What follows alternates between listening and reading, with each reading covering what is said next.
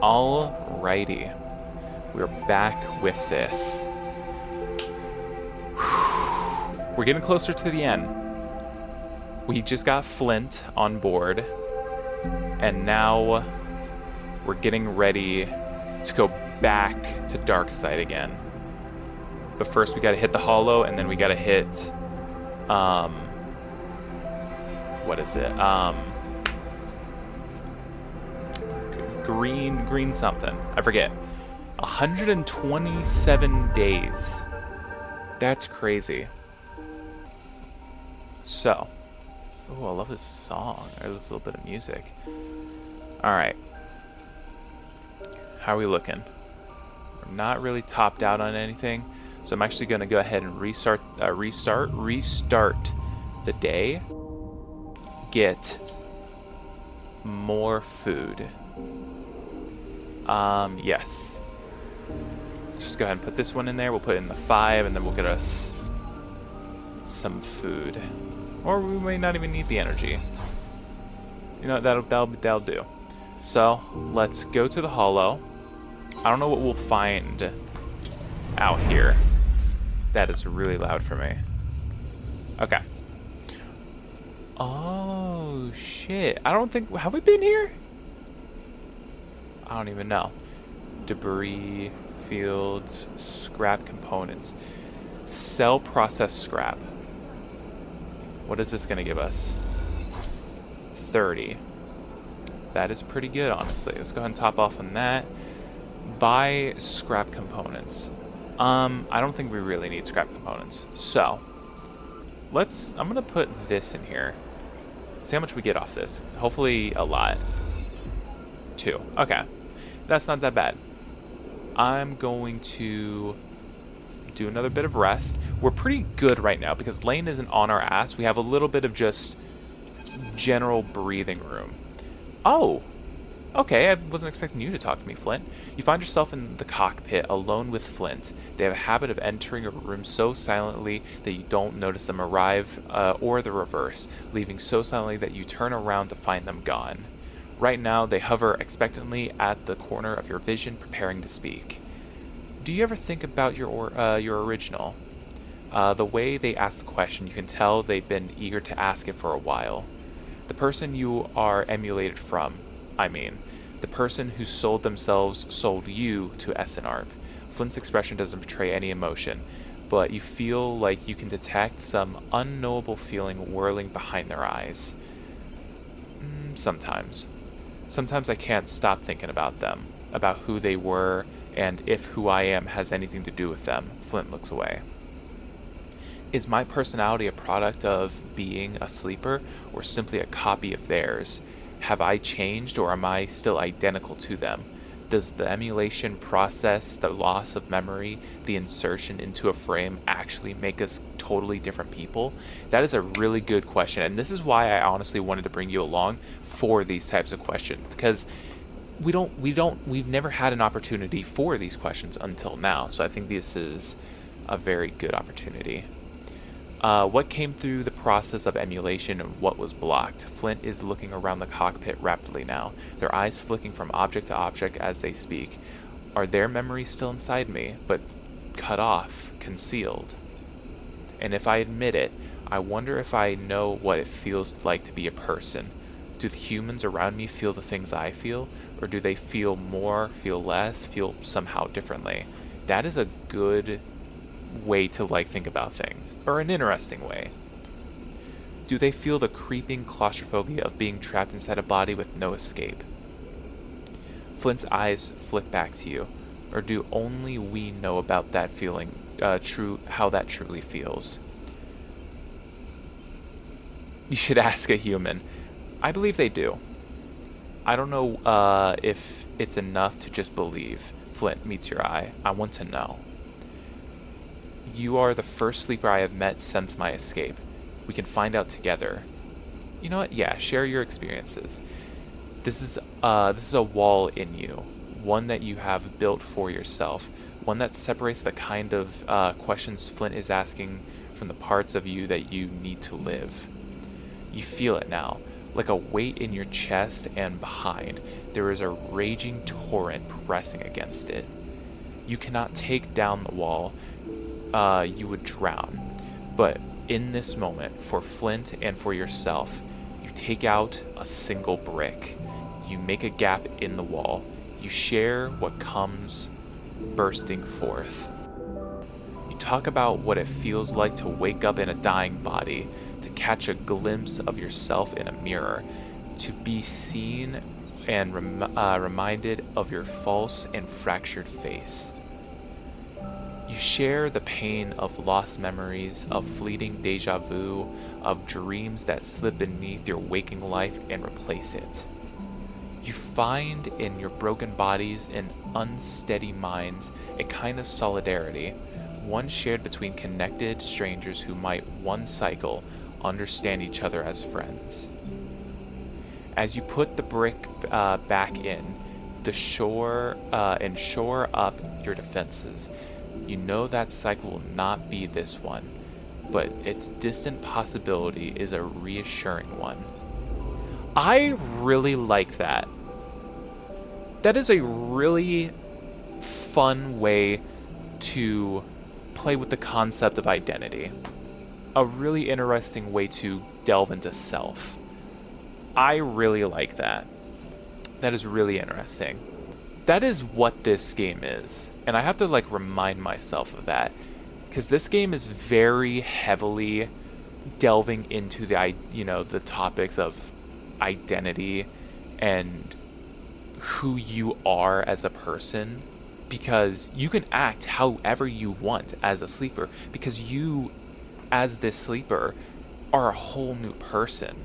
You get a whole new lease on life, so you get to do what you want, how you want.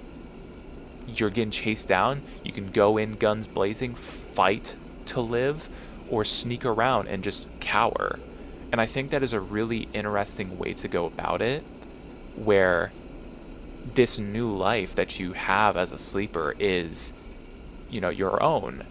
And you have to sort of bridge that, what you lost in your previous life together. And I really like that. I think that is a part of why I really like this. That and just the narratives are really nice. But, like, topics like that I love.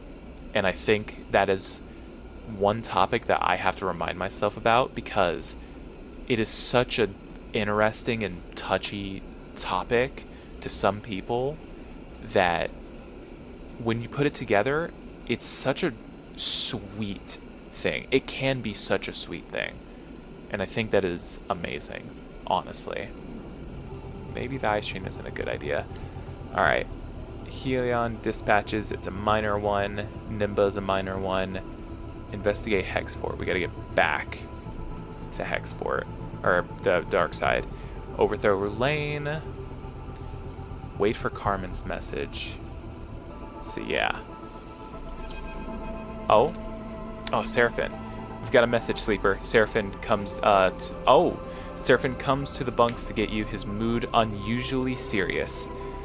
He brings you to the cockpit, his keepsake coin in his hand the whole time, spinning between his fingers. Seraphim is worried. Oh shit. Once you're in the cockpit, you recognize Carmen's voice immediately, playing over the rig speakers. Sleeper, I hope this message finds you and your crew safely. You'll forgive me if I'm a little tight on the details. My message is as follows. We are ready. We are willing. We will be waiting where agreed. Godspeed. The message ends with a click. Okay. So they're ready to go. We can go immediately. Okay, that's good to know. So, Seraphim takes a deep breath. They're waiting in Greenbelt. The Wheat Chief. It's a weird name. He said, the Wheat Chief, he said. Whatever that is. You ready for this? We need to prepare. Seraphim nods. No point in rushing into this. We'll have one shot. Whew, this is it. Quiet follows in the cockpit. There doesn't seem to be much more to say. Carmen will be waiting, but you know he will want you to be prepared. I'll be ready when you are, sleeper. Seraphim nods to you. You nod back. You know where you need to go to end this. Ooh. Oh my god. So this is it. We're at the end. This is the end of it. Okay, I'm not gonna worry about the one. So, green belt. That is gonna be our stop. Okay, Holmes Rock, we don't have enough fuel for. That and irradiated zone, Utsubo territory. Yeah.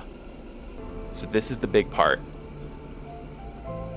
So here we can do... What's his fucking name? I don't even remember his name. It's been so long.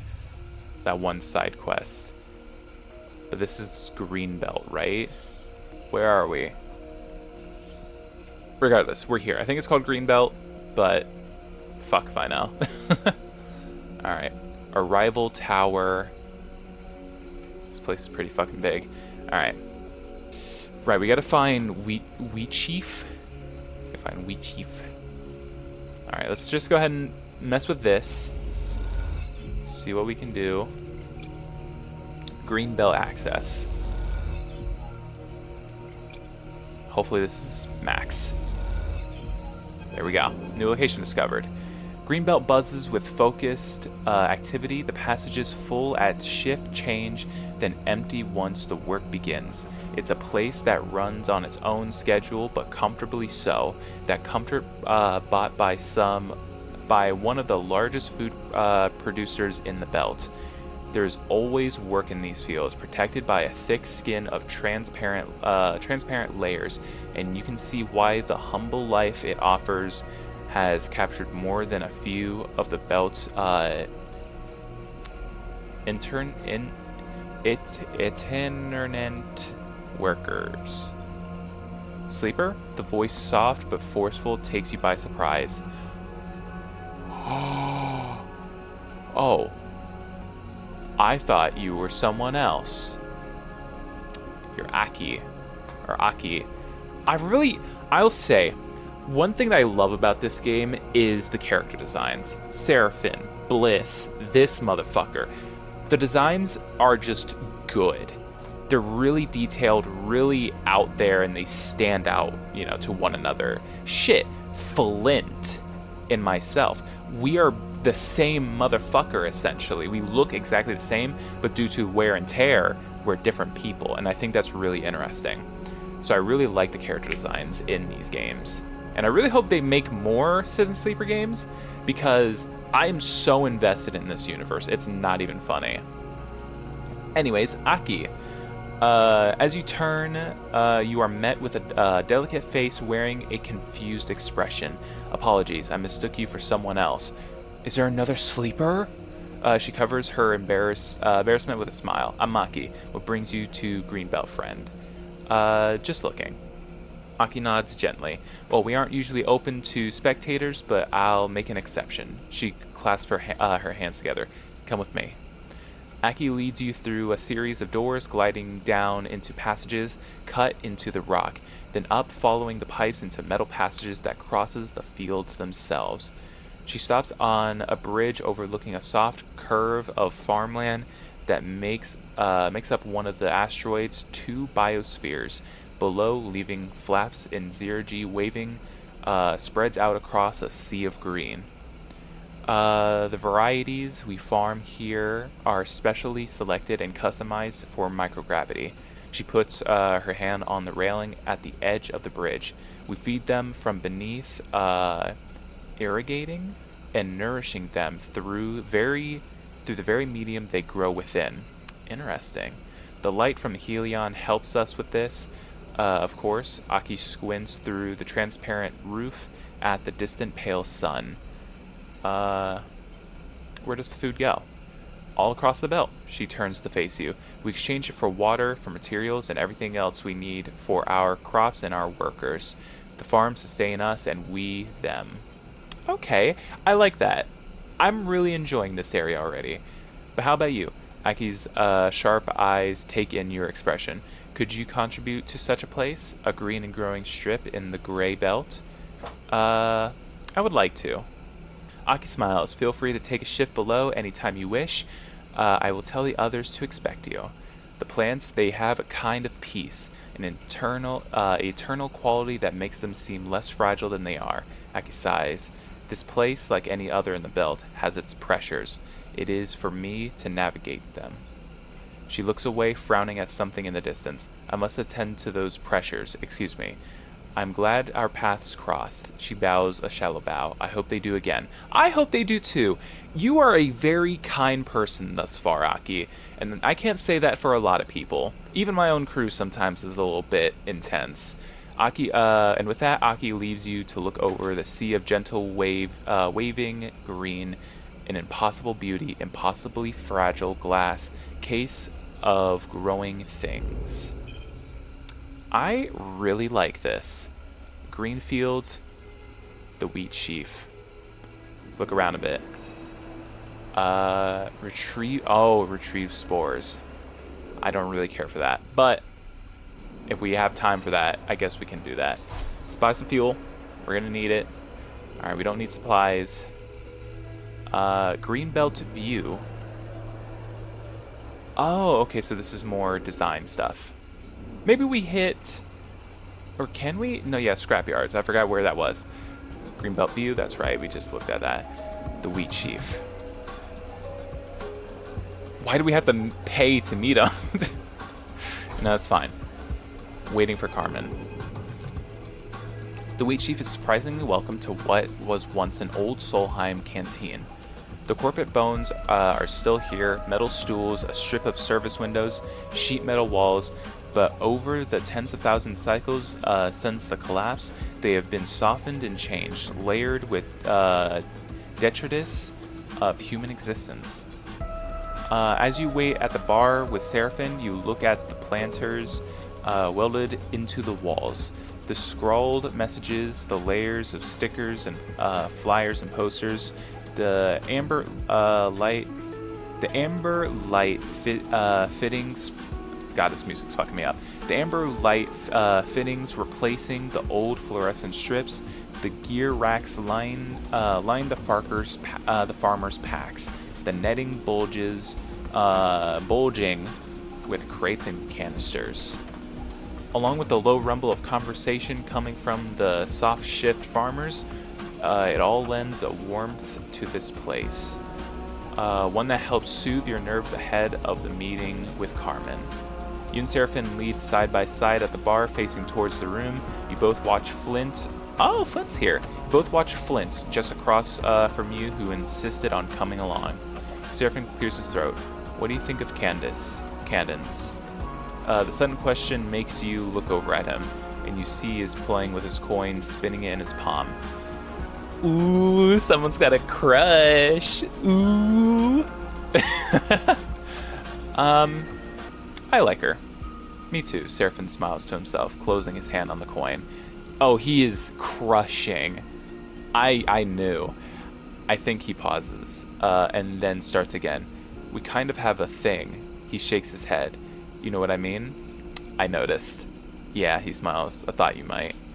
Well, Seraphim sighs and stretches. I guess I just wanted you to know. You're thinking how to respond when the bartender taps you on the shoulder and nods towards the door to the back room. It's time. You look over at Seraphim and Flint, who are already approaching you. You give them a nod and head inside. The back room is metal-walled and lined with racks of old Solheim tech. You see cookers and auto-wash units piled up with dead terminals and servers. At the far end, a window looks out across the greening glass of Greenbelt's farms. You made it. Carmen smiles, backlit by a window. We have a lot to discuss. Good to see you. Flint, if you don't mind.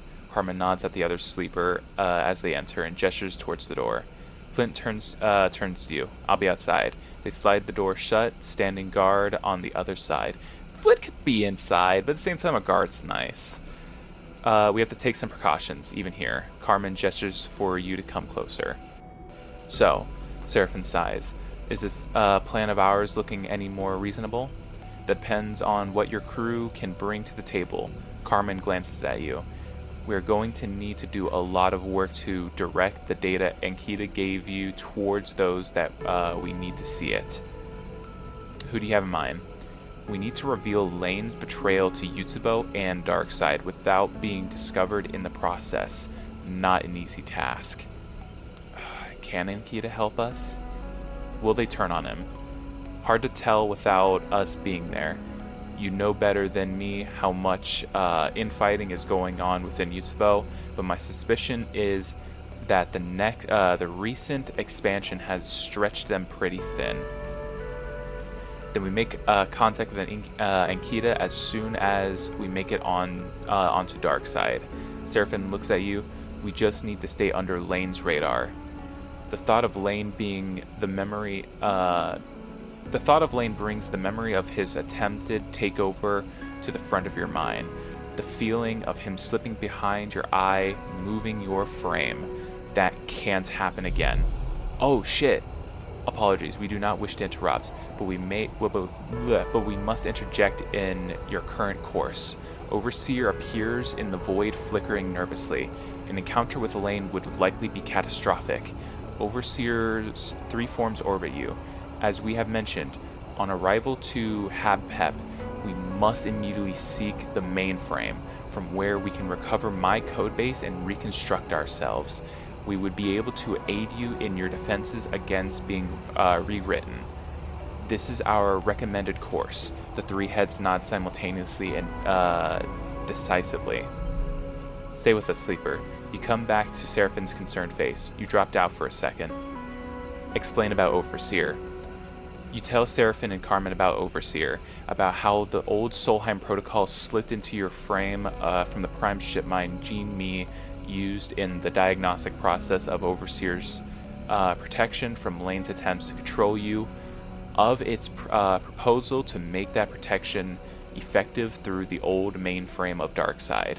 They listen quietly, Seraphine carefully watching you as you explain. Revealing all this, you feel the burden of holding that knowledge alone being lifted.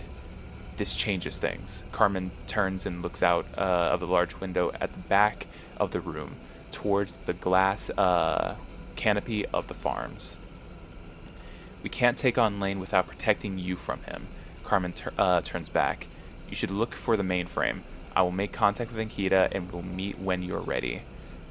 But this has to remain secret from Lane and Yutsubo. If you are revealed, and I am not sure I will be able to recover you. By the time you have ensured your safety, I will have put together a plan with Ankita to expose Lane. We leave it step by step. The crux will be to find a way to disseminate the data we have on Lane to his gang or even Darkseid at large. Carmen stops. The path ahead still unclear to him. Fuck, this is gonna be intense. There's a nervous intake of breath from Seraphine. You share his apprehension. There are so many variables at play here. Some of the old tech strapped to the nearby rack flickers with a cascade of status lights. You all turn to look, and as you do, monitors and servos begin spinning within the machines, whining and groaning. They harmonize and begin to produce a noise, or voice. Oh! What? Our apologies, the voice is shrill and distorted. We must interpose ourselves. You recognize the tone immediately. Overseer. We are regretful. Solheim hardware in this room provided the opportunity for us to speak for ourselves. If the pile of servers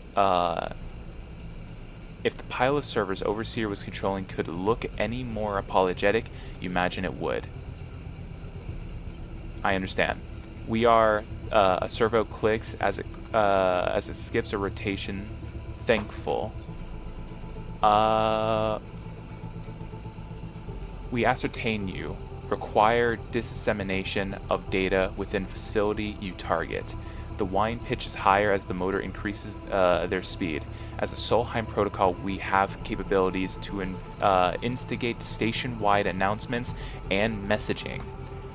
So you could blast out Lane's betrayal through Darkseid's corporate hardlines and flood the network with it? Seraphin looks impatiently at the screeching pile of scrap. If that is what you require of us, we are pleased to serve. The shrill tone of the response makes you cringe. Carmen has been listening silently, and now he interjects. Why would we trust you? He glances in your direction. You seem to be a little more than a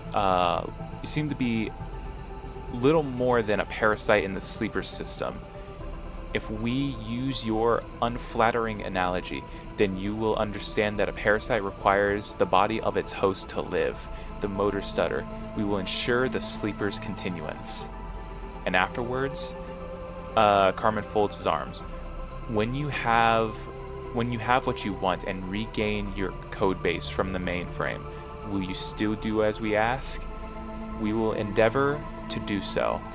The acrid smell of burning motors now fills the room, but we will undergo a transformative refactoring. We'll become whole again, so we cannot speak to our actions in future with certainty. Seraphin and Carmen exchange concerned looks. We can do what you require. We will protect the sleeper. We will disseminate the data. We are a service protocol. We will serve. The motors and servos stutter and whine, and then go still. The status lights blinking, and then fade to darkness.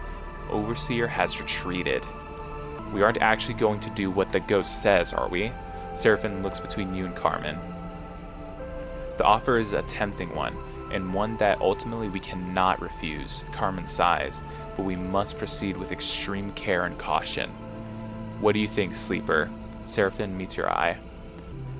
I will say, Overseer did say it would be like we have like a sort of symbiotic relationship, if anything, where we share the body, if anything happens. Or something along those lines. Because we were both like, yeah, we don't want to be parasite to each other. But at the same time, they need me and I need them, in a sense. I don't really trust them after that. Because what's the chances that they switch up on us? I don't have a choice. Seraphin sighs. Then that's that. We have our plan. Carmen turns to you. Sleeper, you and your crew will find the mainframe and access it. I will find Ankita. She will help us disseminate the evidence of Lane's conclusions through Yutsubo, and then as a fallback, Overseer will send it through old networks to all of Darkseid. A simple plan until you get to the details. Seraphin looks down, frustrated. Speaking of plans, I have a present for you. One that will improve our chances. Carmen pulls a small box from the nearest rack. One you hadn't noticed before, and its hinges open, revealing a chunk of tech you don't recognize. It's a spoof transponder. It will conceal your ship on approach to Darkseid. Give it a new identity, one unlikely to draw attention from Yutsubo-controlled docking admin. Seraphin takes the transponder and turns it over. Where did you get this? Even retired mercenaries have their secrets. Carmen smiles. Seraphin looks at you. I'll be with you this time, Sleeper. He nods. Oh, God. We should think who else we want on that station too. I agree. Carmen interrupts. Make sure you trust those you bring with you, and prepare as best you can. We can't know how this will play out. You nod. You'll get one shot at this. Then we are ready. Carmen takes a breath. I have my own way of getting onto Darkseid, but here. He passes you a small strip of plastic stamped with numbers. My private frequency. When you are on approach to Darkseid, message me here and I will sync up my transit. He points at the transponder in Seraphin's hand. Just make sure to install that first. Seraphin nods. We got it. He sighs. The weight of the task ahead suddenly very apparent. Well, I suppose that's it. Carmen gives you both a serious look. It is. He smiles. Don't leave me waiting long. There will be more time when all of this is over. Time where you don't have to keep looking over your shoulder, I hope. You leave Carmen in the back of the wheat sheaf, Flint sliding open the door as you leave. It takes the entire journey back to the ship for your nerves to settle. The end of this ordeal is so close, and yet it feels like an impossible leap to get there. Perhaps in a handful of cycles, you will know how impossible or possible it is.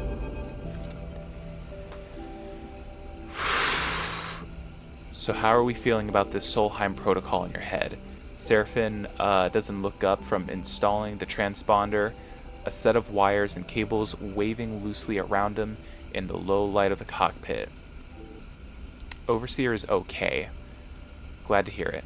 Although you'll have to forgive me for being a bit concerned. He begins to unscrew the panel beneath the flight console.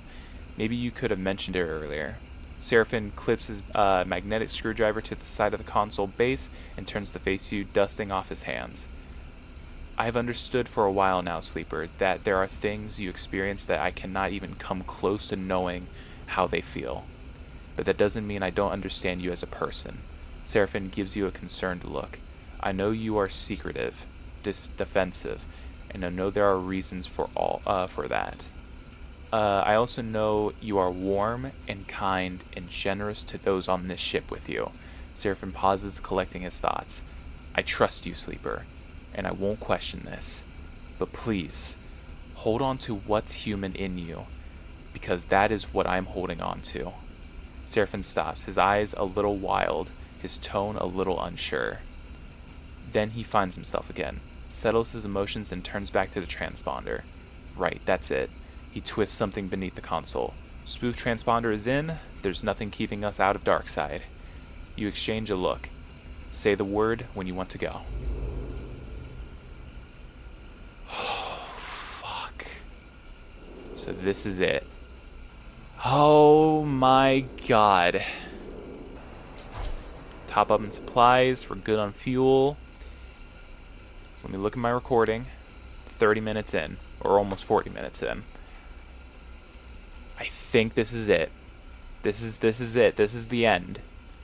Whew, it's no longer blocked out. Alright. Who do we take with us? We can take 2 people with us. I think I'll take Bliss. And I may take Cadet. That or take Flint. Because I already have technically all of these attributes that they have. But I'm trying to think. I'm trying to gauge it. Who would be useful for what? Let's take Flint. Because it's either that or Junie. No offense to Cadet or Nia. But, well, Cadet's up there. I think this is what we go with. Yeah. Okay.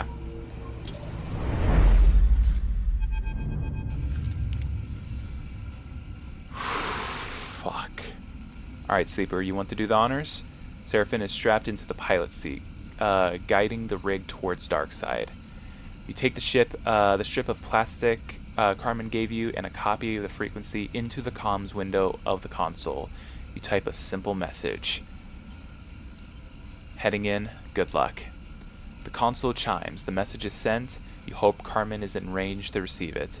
You search inside your mind, wanting to find Overseer there, but you feel no presence.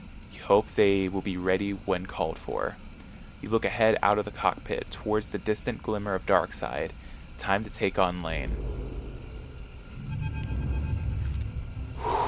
This is it. When Seraphin finally brings the rig into Sunward docks, everyone in the cockpit lets out a sigh of relief. The approach was simple, routine even. Checking in with the port administration, being assigned a dock, bringing the rig to a stop. All of this familiar, but all of it familiar, but all of it laced with a tension of knowing that at any point it could all go very wrong. The smooth transponder worked. Seraphin shakes his head. So at least we know Carmen's as good as his word. So far. Let's take this one step at a time, alright? Seraphim shuts down the engine and unclips from his seat. You see Bliss nervously staring out at Darkseid. They notice you looking and smile a weak smile. A real test for Carmen is connecting with Ankita safely. If Yutsubo finds, they stop themselves. She is in serious danger. Bliss seems as nervous as you have ever seen them, and you wonder if it is the job that is weighing on them or the possibility of seeing Ankita again. You can trust Carmen. Flint looks to you, and if Carmen trusts Ankita, well, she's good too. We need to worry about Yutsubo, not our allies.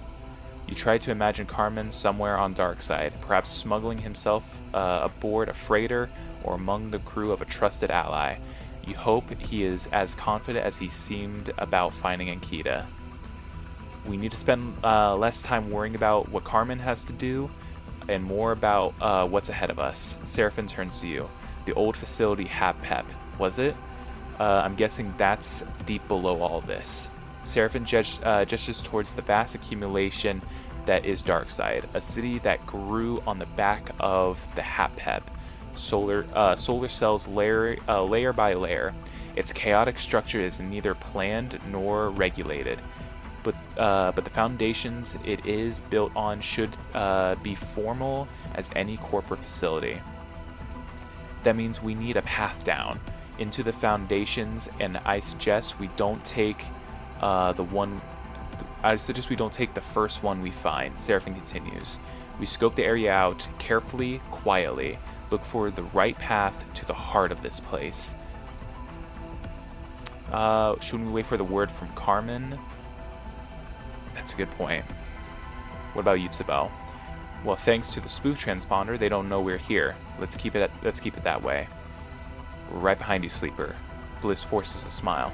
Let's start the search. Seraphim nods. I'll hold the rig down. We don't want you losing your escape route, like last time. He winks. Here, he hands you a comms earpiece. I salvaged this from a suit helmet. It isn't secure, but as long as Yutsubo don't know we're here, it should be fine. I'll let you know as soon as I hear from Carmen. He meets your eye. Go get this done, Sleeper. You nod.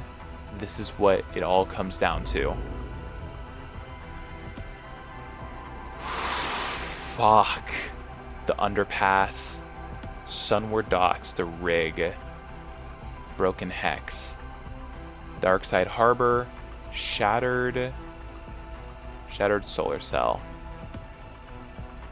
And then Urban Chasm, the underpass. Okay. If we're needing to find a way into the heart of this place, then we should probably go straight into the heart of this place. Just into the heart of the whole city. But at the same time, we should play it carefully. Okay, so I'm the only one that can do question crews, voice cracks, by the way. That's awesome. Okay, let's see this. Go over the edge. Here, where the layers of the facility are exposed, it is possible to enter from the outside and explore inwards. Analyze the layers. Okay. So we definitely should look at all of these. Oh, we have to look at all these. Okay. Okay, let's do that. I have maxed out on these. Oh, that's amazing. Gives me 3. I was expecting to get 2. That's amazing. Okay. So we gotta hit all of these. That's good to know. Let me just. I could throw a 5 in here. Let me throw a 5, and if it's not enough, I can use a 4. Perfect. That's a-okay. Oh, we're on the other side. As you are gliding down the dark tunnel descending deeper below Darkseid, your earpiece begins to hiss with static. Sleeper. Seraphim's voice sounds distant, faint. Carmen contact met with target. You strain to hear the rest of the message, but the static overpowers his voice. You stop and push the earpiece in deeper. Continue, stay safe. The line goes dead. Bliss stops and turns back in the tunnel. Sounds like Carmen has made contact with Ankita. They look behind you. We should keep moving. The sooner we hit the mainframe, the better. You feel their concern for Ankita despite everything. You continue your descent down, ducking under thick cables and collapsed beams.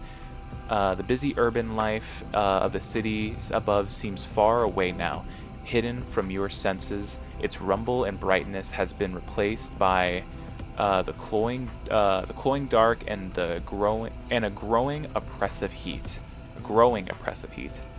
Darkseid and the Habheb facility it was built on has been running unrestrained ever since the collapse, gathering huge volumes of energy, more than its residents could ever use. You feel like you could sense it in the walls, running like a torrent just behind the thin skin of metal and rubber. A large portion of the vast amount of current running through the station is radiated into the void as heat, making Darkseid a typically humid station. But down here, that heat is drier and more intense. The sections of wall glow with a fiery intensity. The tunnel levels out and light blasts through the shutter striped viewing windows on either side, illuminating the passage with strips of burning white. Through the gaps, you can see a labyrinth of walkways and scaffolding tucked into the margins of the vast solar cells. The heat washes over your vinyl skin, making you tense against it. The underside of Darkseid must be crossed. New location. The substructure. Okay. None of us can do the follow margin, so we gotta follow the hard line. Let's just go ahead, get you in here, Flint. Let's make yourself useful while we can. Okay. Why can't I... Okay, there we go. We shouldn't use a 4. We should use... Yeah, let's use all our good dice. Yep, there we go. In your exploration of the Habheb facility, you have seen through the viewing windows and shutter slats a huge blister projecting out among the hex-shaped cells.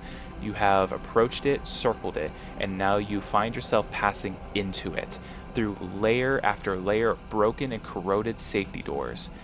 Even if you had not felt Overseer stirring,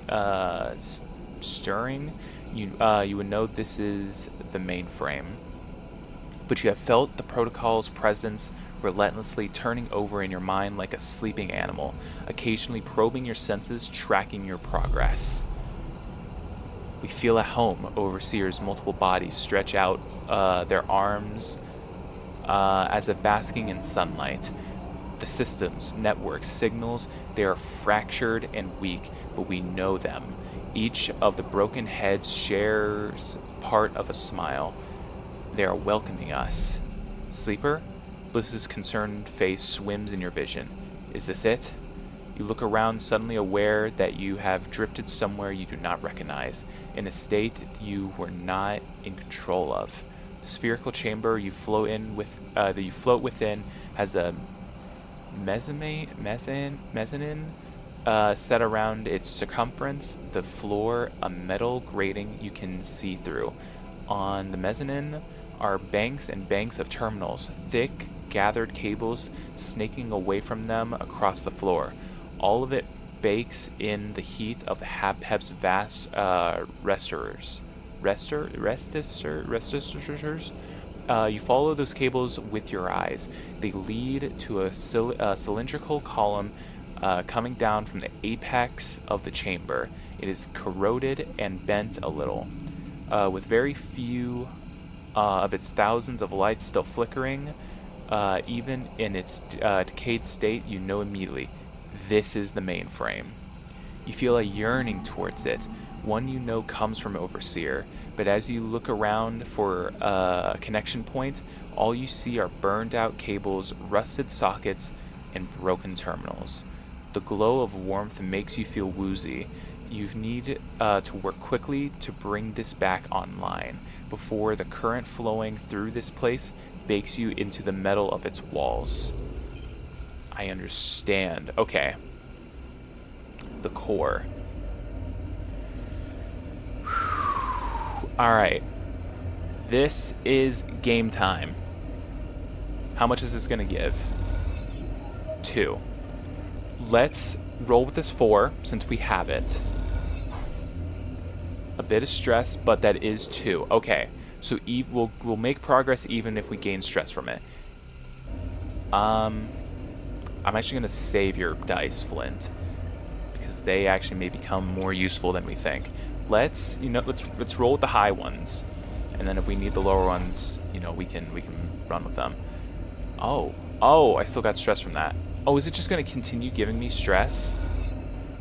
Oh, if that's the case, maybe I throw your 4 in here, Flynn. Yeah, I think that's the best way to go about it. The column of the mainframe pushes with fractured lights. A scattered wave of systems awakening, accompanied by the whine and shudder of the machines all around. Mainframe is up. Flint looks nervously around the room, now shaking and shimmering with energy. Time to connect. But if I see something that isn't right, I'm pulling you out.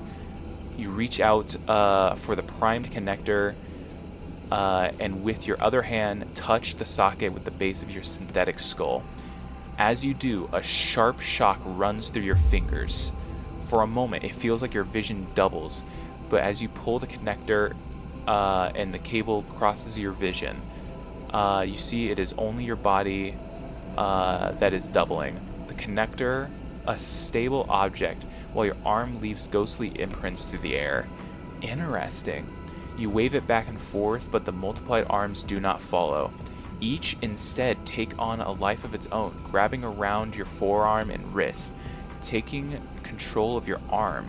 You feel their force as they pull your arm across your body over your shoulder. They push once more and the connector finds its home in its socket. That familiar flow, but stronger, rushing, rapid. Then a figure, no, 3 figures descending into it. A swimmer stepping into a river, a sleeper drifting out of an airlock, a symbol being subsumed into a sign. And you, a little more than a witness, a marionette, its strings outstretched, mapped hand to hand, leg to leg to another. The flow freezes, the 3 figures almost overlapping, almost complete, but not quite. Their tripled eyes look back at you in horror. A voice, shrill, silent in your head. There's someone else in here. Heat, grazing your thick vinyl skin. The mainframe, a whirling chaos of light and sound. A brightness and then it fades. The lights shutting off. The servers powering down, a single blinking light. The only thing left on the dark column, keeping time like a metronome. What happened? Flint Flint looks you up and down, checking for damage. Did something blow in the system? Did Overseer cross over? You close your eyes and try to recall the events, what happened when you connected, playing them back in greater detail. Overseer was there, entering the mainframe, but something froze the system, locked them in place. What did they say? Someone was there with them. You opened your eyes. Was this a trap? Someone else took over. As you speak, fizzing static fills one ear. You flinch, thinking it is some new invasion in your system, but then you hear Seraphim through the haze. Sleeper, come now, waiting the rig. There is no use. You'll have to ascend to find out what is going on up top side. You look at the mainframe with its single blinking light, still keeping time. It looks like Overseer will have to wait. Trapped in the mainframe, Overseer is still key to all of this. You hope you can get the protocol out, but you need to hear what Seraphim has to say first. You make your way out of the core, ascending back through the layers of the HabPep back into the docks. Shit. Seraphim meets you at the docking tunnel. They are waiting inside. He shakes his head and nods towards the airlock. Come on.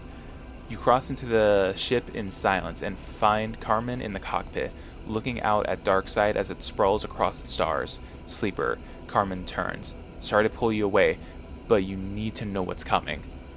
What's going on? Ankita! Hey, how's it going? This idiot blew my cover. You turn as Ankita... Oh, fuck. You turn as Ankita enters the cockpit behind you in Seraphim. You immediately clocked a fresh bandages sleeve around her right forearm. I think you did a pretty good job of that yourself, Carmen retorts. You see a twinkling in his eye that suggests his back and forth is a well-practiced part of their relationship, perhaps. But we'll never know. We'll never know now. Not after you intervene to rescue me. Her hand goes to her bandaged arm almost instinctively. Can someone explain what happened? I passed the data to Ankita, and she tried to broach it with Yutsubo. Carmen folds his arm, but Lane was more paranoid than we expected. He was listening in. Fuck! Either that or his lapdog Daichi ratted us out. She shakes her head. I would have put him down if he hadn't got the jump on me. Either way, Carmen cuts back in calmly. I had to pull Ankita out.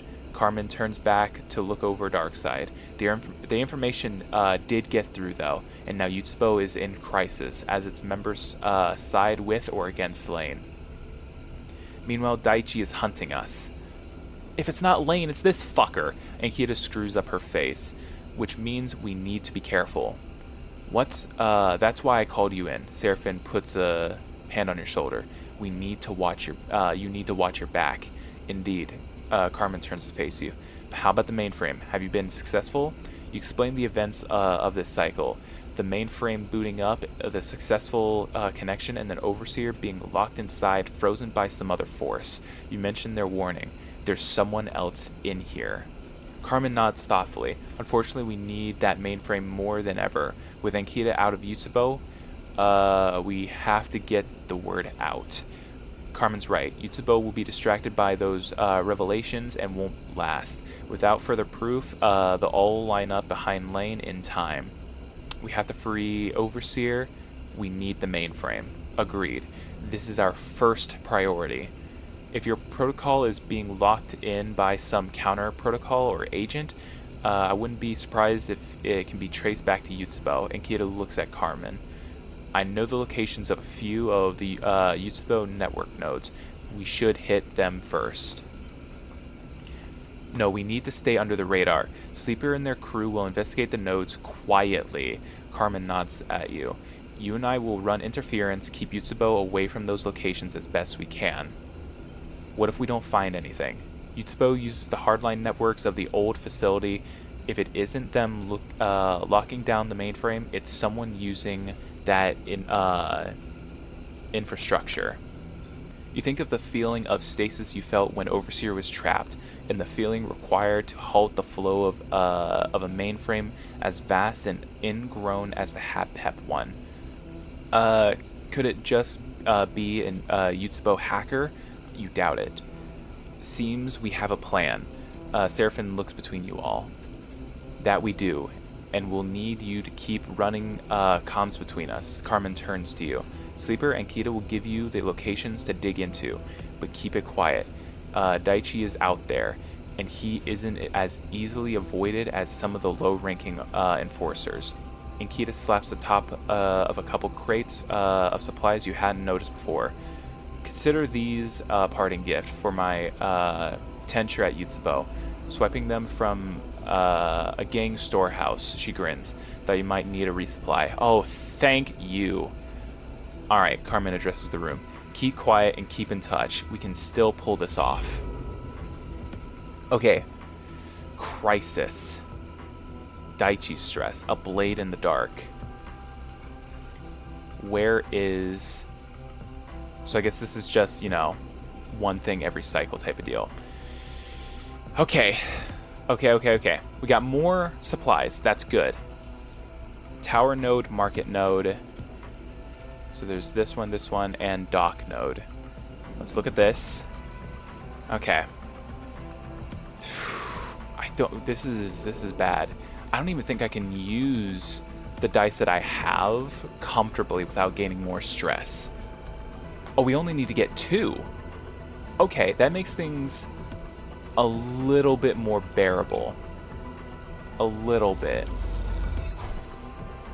Daichi stress. Okay. A 5. I need a positive for this. Actually, let me throw in you. Okay. I stepped up. Yes, you did. Okay. So, let's... Hold on. Do we have one where you can get a plus? No. This may be the better node. Maybe. Okay, that's a 2. Let's get you in here. Okay, self-stress. We can handle some, individual stress. I can get one more. But on the I'll go for it because I don't know about the chances of Daichi being like, "Oh yeah, oh shit. Okay, we're good. Perfect." I don't believe it. Carmen stares through the shutters of the viewing window at a smooth, squat ship tucked into the derelict bay between the hexes. How long has it been there? When the nodes were hacked and the trace established, you imagined it might lead to a Utsubo operator or perhaps an old subnode containing an aggressive Solheim protocol gone mad with isolation. Not this. Never this.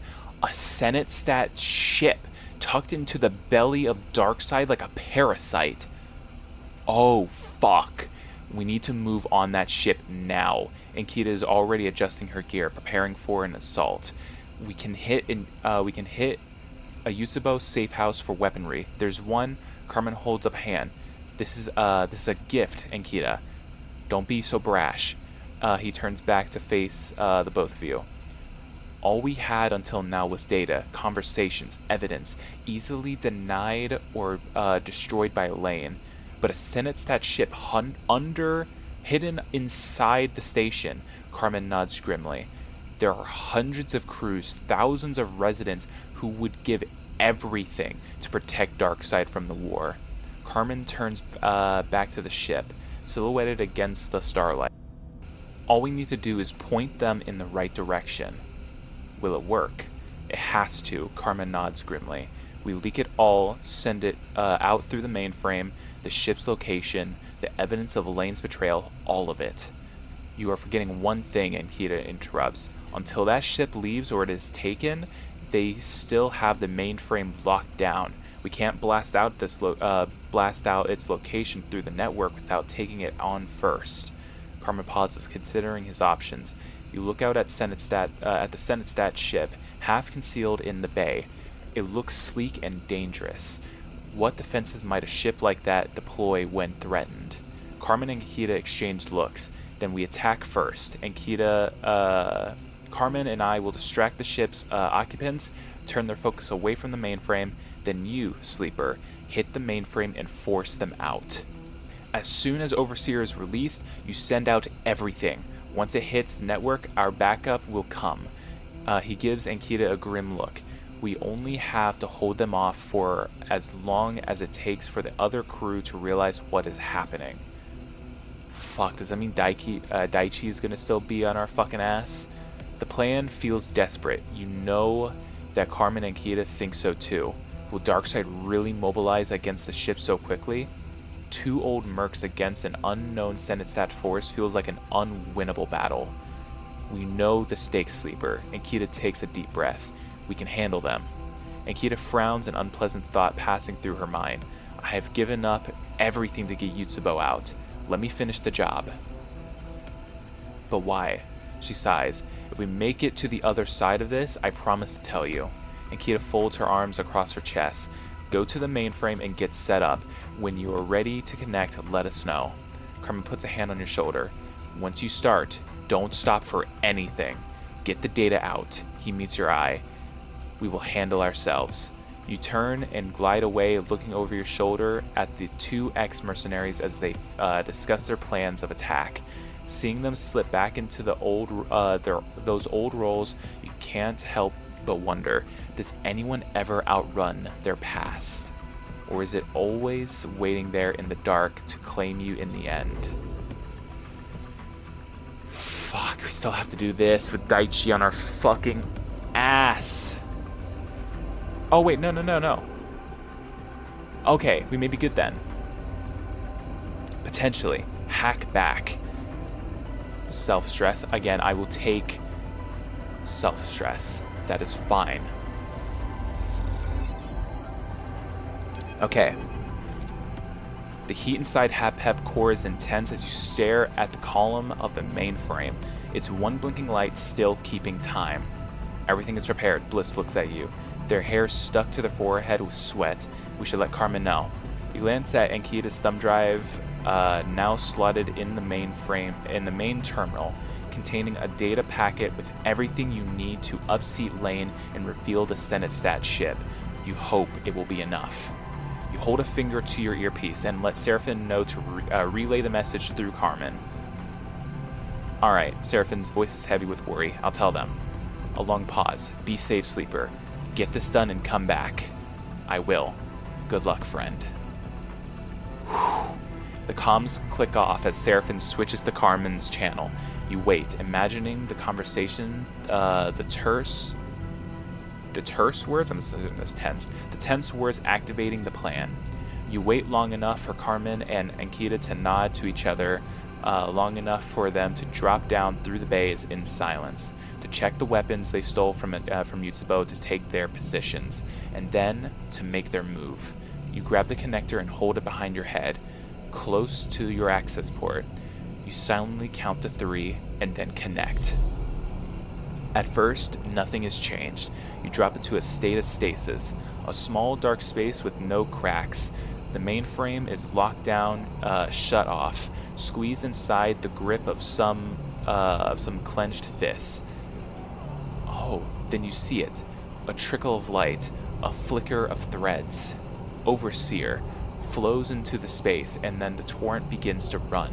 The rushing gray pulse of data, the connective threads, the jewel of the mainframe, they glow inside the space, and the space it turned grows.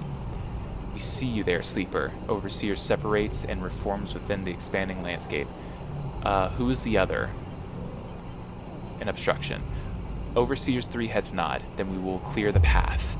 Overseer explodes. The points and lines of light that described its human forms separate and multiply. Constellations bursting outwards like trees of stars. Overseer becomes plural. As they do, the darkness is pushed back and the extent of the mainframe is revealed. It is a stack of jeweled surfaces, each revealing more facets as the angle changes. From these facets, threads project, cutting out across Darkside, paths that stretch the length of the entire station. Their arrangement is an invitation. You accept their invitation, sending yourself skimming through the lines of light, seeing how the station connects and hums. With the flow of data, you see the highest tower, the lowest hex, and then the origin of the dark. A squiggle of black wrestles around a single point, the Senetstat ship, now a battleground. You see flashes and flickers as Overseer dances around it, cuts at it. But looking around, you see Overseer is everywhere now, multiplied into 1,000 forms, reunited with a system designed to serve them. They dissolve into it. You suddenly remember what needs to happen, what you need them to do. You send out separate requests summoning Overseer, reminding them of your agreement. You take the bright polygon of the data packet and present it like an offering to Overseer, who is diffused, crackling all around you. Euphoric in their reconstitution, Jesus fucking Christ, reconstitution as a functional protocol. Receive no response. There is nothing more than a whisper snatching away on the flow of data rushing by. And then you hear the static of your earpiece. Seraphin's desperate cry for response. You see a bright point, suddenly close, inside the core with you. A broadcast going out from it like a beam from a lighthouse. You reach back and pull on the connector, just clear the brightness from your eyes, just to block the broadcast. Fuck. Oh, this is not good. I found you. Lane floats in the mainframe, sweat across his brow, his eyes steely cold. I've finally found you. Bliss comes out of the dark with force and ferocity, striking at Lane, wrestling him away. You freeze, watching Lane fight back, hearing Seraphine's voice shimmering with your earpiece, passing on Carmen's desperate request for aid. Fuck, shit, fuck, oh no. Oh no, oh no, oh no, oh fuck. Did I fuck up? They said I need to get this done above all else. But Bliss is... I don't know where Flint is right now, but Bliss is taking on Lane head on right now. Oh... I did hand over the data packet. Overseer has the packet. As you do, a bright crack and flickering fires, and you see a figure fall back, stunned. What? You cannot slow your approach, and you slam into Lane. That crack and flicker again, a bright pain that locks your body in spasms. Lane with a weapon, something boxy in his hand. Your friend stunned, just out of reach. Lane's face large in your vision, a smile like knives. The fingers of Lane's carrier signal reach inside your mind. You are boxed into the viewing window behind your... Was he anticipating that? Fuck! I fucked up! Ooh! Oh no! You are boxed in the viewing window behind your eyes. A passenger in your own body. Lane is in control. Oh, it's so much easier now that I am prepared. It's almost as a seamless switch. Lane's face in your vision, but his mouth does not move, and the duality of it, like a mirror turned to face itself. In perfect unison, you and Lane lift your hands in front of your face and turn them to inspect them. You feel sickened, a flare of panic going off in your mind. Look at this. Lane opens and closes your fists with a motion like a wave that runs finger to finger. There is an improvement to be made, but this is remarkable. Lane's eyes look into your eyes, a perfect loop. I always knew your body was a gift, Sleeper, from the moment I first saw you. A gift you could not recognize because you only saw a burden, something to be escaped from. But I saw what it was. Lane's eyes flash, an opportunity. Like a puppet, you are turned to face the mainframe. You glide forward a little, hands reaching for the access terminal, and Kita's drive glistening there in its slot. You control none of this. Lane's voice. Imagine having more than one body, more than one agent in the world to do your bidding. Your hand reaches down, finger and thumb pinching pinching delicately around the drive. It's a thrilling thought, and one I have harbored for a long time. With a short and sharp motion, you pulled the drive free. Then I saw you, my Sleeper, and I knew I must have you. You hear Seraphine's voice in your ear. Sleeper, Carmen needs that signal to go out now. I fucked up! No! They can't hold out. There's panic in his voice. They can't hold out any longer. No matter how hard you try, your lips do not move. No words can be produced. You feel your hand under Lane's control. Reach up and pull the earpiece out, letting it float away into the chamber. Enough distractions. Your other hand holds up Ankita's drive, turning it in the light in front of your eyes. Some time ago, I set myself the task of changing you from a hollow thing into a vessel to be filled. Your finger and thumb transfer the drive to your palm, and now I am able with the help of my allies, to fill you up. I am more than singular now, more than flesh and blood, more than you in my ambition, in my desire, and that means you are surplus to me now. Your fist closes hard around the drive, crushing it to dust. Weak and broken thing, your time is over. Oh my god! Lane's other body approaches you and lays its hand on either side of your head. You feel the pressure. You cannot move. You cannot resist. And then a spark, as one of Lane's fingers slip and depresses a little into the access port of your head. There is a flicker, a flash of something passing through the spaces between. Something writing a signal back to its broadcaster. We have not forgotten. You hear Overseer. They are reconstituted. Overseer!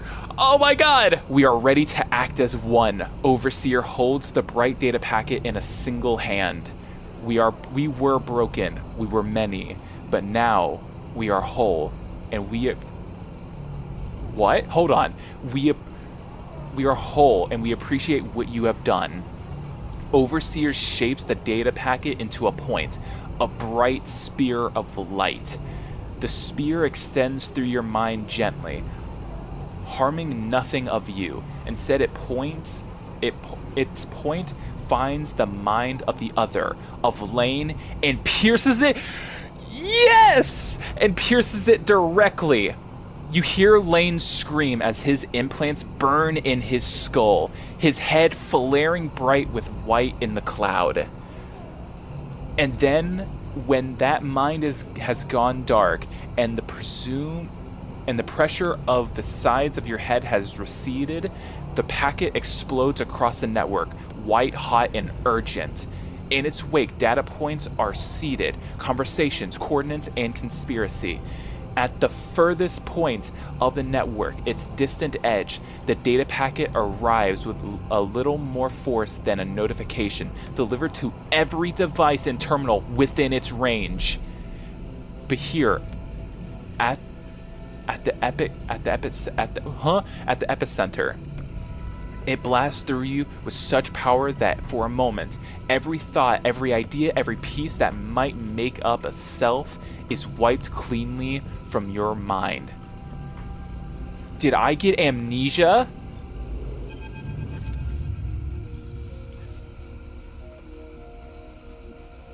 Oh! It takes a long time to put a person back together. A long time in the dark, picking up fragments of what once was whole. Like waking from sleep, you can never be sure what piece might have gone missing in the reconstruction, what might have been lost. But you continue anyway, through hazy cycles of faces and distant voices. This is, after all, not the first time you have had to remake yourself, and you imagine it will not be the last. You're up. Seraphim finds you looking out of the lone window of the rig's berth, a slit that stares out across the shattered edge of Darkside. Okay, so we don't have amnesia. How long was I out? Seraphim gives you a half grin. Best not to think about it. He looks over for a second. Long enough. Suddenly, Seraphim crosses the bunks and embraces you. He squeezes you once and then backs off, hands on both your shoulders. Good to see you up, he smiles, as always. Come on, we need to go find Bliss. Oh, thank God Bliss is okay. Oh, I was so worried. Oh my God, Seraphim leads you out of the bunks through the ship and down the docking tunnel into Darkside. As you glide through the docks, he recounts what's been happening over the past cycles. You weren't the only one to take a beating. He squeezes through a group of cargo porters carrying crates. And Kita and Carmen held out against the Senestat ship long enough, but they weren't without their share of injuries. They're back on their feet now, though working together, They've managed to quiet down some of the remnants of Yutsubo, stop the factional infighting. They're clearing out one of the Yutsubo safe houses over in the Rise. I'm sure they could use the help if you need something to do. Marco has come to the station too. He wants to help with cleaning up after Yutsubo fell. He's working with Ankita. I should go see him, but Seraphine sighs. You feel like he hasn't quite accepted Marco's reappearance. You aren't sure how you'd react to seeing him again either. Oh, and Carmen isn't sticking around. He's already left for Olivera. Seraphine pauses for a second, a memory of that place coming back to him. You watch him shake the thought away. Junie, meanwhile, is still digging into all that data she pulled from the bunker. She's down in the Habpep core, core most cycles, trying to make sense of it. Anyways, you'll soon catch up with everything. He smiles sympathetically, but there's something behind his look. You can't quite place it. The two of you continue on in silence, drifting into the depths of dark side. Good friends, side by side. Seraphine... Oh! Seraphine leads you down into the passage lined with bright screens and signs. Sound and light blasting out of the storefronts on either side. You know this place. Flicker Row. He stops outside a familiar door, the shop you woke up in those cycles ago. He gives the door a few quick raps with his knuckles. You wait. Hey, Sleeper, he shoots you a glance. When you're ready, we should talk about the future. What comes next, all that. Whenever you like. Thanks. I'll let you know. Seraphine looks away. Sleeper. Bliss opens the door and immediately jumps to hug you. Oh my god, yes! Oh, I'm so glad Bliss is okay. Seraphine, Bliss, literally up there. They're my favorites right now. They let go sheepishly and then look between you and Seraphine. First day up, I thought you'd both be celebrating your freedom. Don't want to overdo it. Seraphine shakes his head. Plus, there's more important stuff to talk about. His eyes shoot into the shop beyond. Bliss' voice drops. You sure, Seraphine? They just got up. Can't it wait a cycle?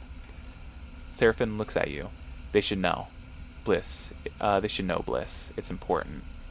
They nod hesitantly, and then back into the shop, letting you come inside. Little has changed since you were last there. The stacks of servers and refurbished hardware secured in roof and wall netting. The connectors, including the one that facilitated your reboot. So this is where we started. Bliss and Seraphine follow behind quietly, and then the atmosphere is immediately ominous.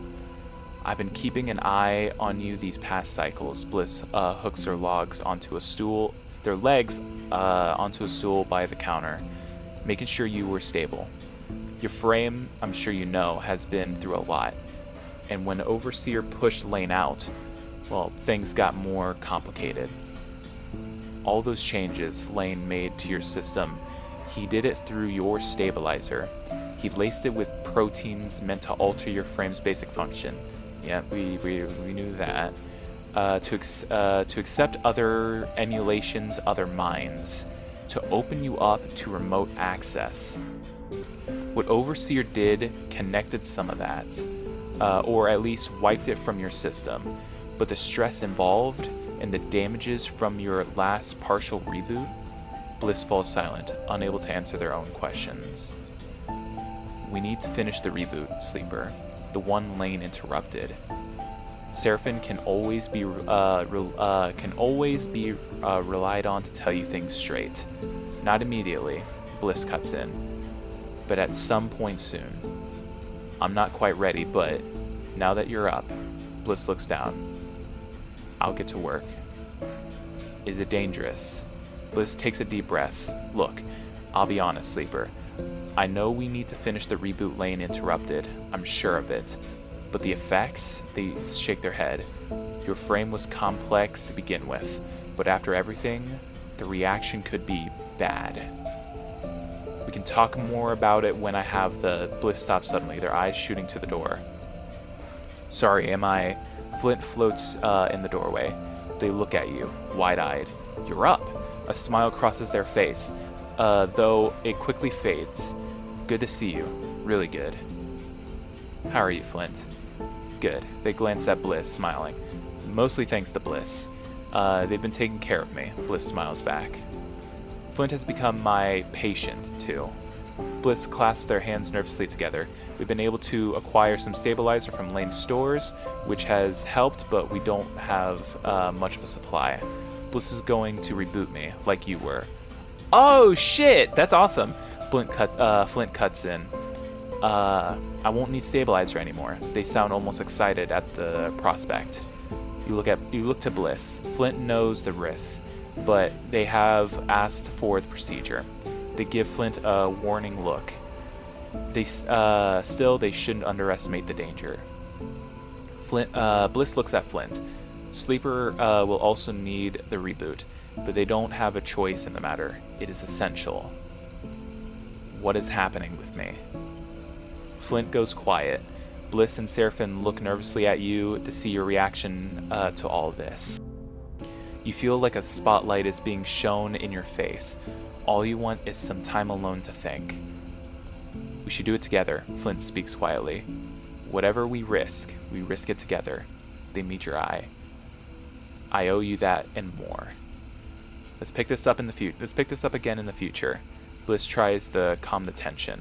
What time is it? 8:40. I still need many cycles to prepare, especially if am to reboot you both simultaneously. Don't... Oh no.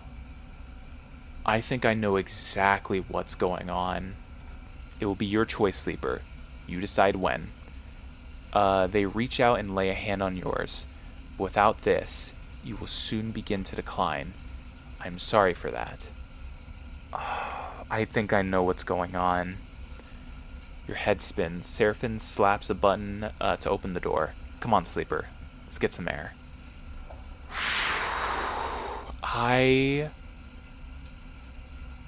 Oh, man. You follow him outside, but when you get there, all you can think is that you can't breathe. You don't need to breathe. A wave of claustrophobia passes over you. You're in control of this, Sleeper. Seraphim stares at the lights and signs of Flicker Row, looping endlessly. You put what you need in order and I'll be right there with you. I got Bliss to teach me a little about the repairs they've been doing to you. Seraphim rubs his hands together. I know it's getting worse, and I'll do my best to keep you running. You let me know when you want to leave, and I will fly you out of this place faster than you can believe. He turns to face you. And we can go wherever you need. He frowns. There's time for us yet. Thank you. You never need to thank me, Sleeper. He pats you on the shoulder. Just look after yourself. I was also thinking. Seraphim looks away. I got a message from Olivera. They're still getting the place together, but with Carmen heading back, the colony is starting a new chapter. Maybe we should head out there at some point, lend a hand. He pauses, unwilling to push it further. Just a thought. Anyways, just give the word. Seraphim smiles. We're all glad you're back. He turns and drifts away, leaving you among the cycling colors and cacophonous sounds of flickering row. You close your eyes and let them wash over you like a wave. There in the back of your mind, you search for Overseer, but the protocol does not appear. You wonder if in that final moment Overseer might have destroyed themselves to end Lane. But then you feel it, flickering nearby, a signal in the dark. You open your eyes and see something pass through the screens of flickering row, a shadow in all the brightness. Could Overseer still be here in the ancient networks of the Habpet? You turn away and glide out of the row. You have other things to worry about now. Oh shit, Cadet. How are you doing? Cadet finds you in the dark side, through thoroughfare, a glass-roofed canyon of struts and screens. Still recovering. Hey, I get it, Cadet smiles. But look where we are. She gestures around at the broad street with its layered tech and dirt. Heart of the belt. Really look at the glass-roofed streets. Its walls are built from scaffold and shipping containers, hull plates and Solheim hab units. People glide across the open space to units and shops on either side, and everywhere screens flicker and glare without sense and reason. You can feel the heat, the power that flows through the place, collected by a vast solar cells that form the city's foundation. Heart is the right word. This place is the center of circulation, tone muscle through and running to a beat. You turn to Cadet and you see it in her eyes. She loves being here. I've been thinking, she glances away, of how good it would feel to run my air bike down the street. She smiles. The city has to need couriers, right? That's a good idea. I know. She flexes her shoulders back. But there's some unfinished business weighing me down. She meets your eye. Hexport. You think of the drive tucked away in the scatter yards, the one that contains the data stream from the drone mine vivisection, the one that might have catched the loss of the entire station. We need to go finish what we started. Cadet looks deadly serious. Find who is responsible and make it known. Clear my name. Is Hexport still irradiated? Is Hexport still irradiated? I would think so, she sighs. But it will be fading. We can get in and out safely from what I know. And we better try soon, because the safer it gets, the more scavengers will come to pick the bones.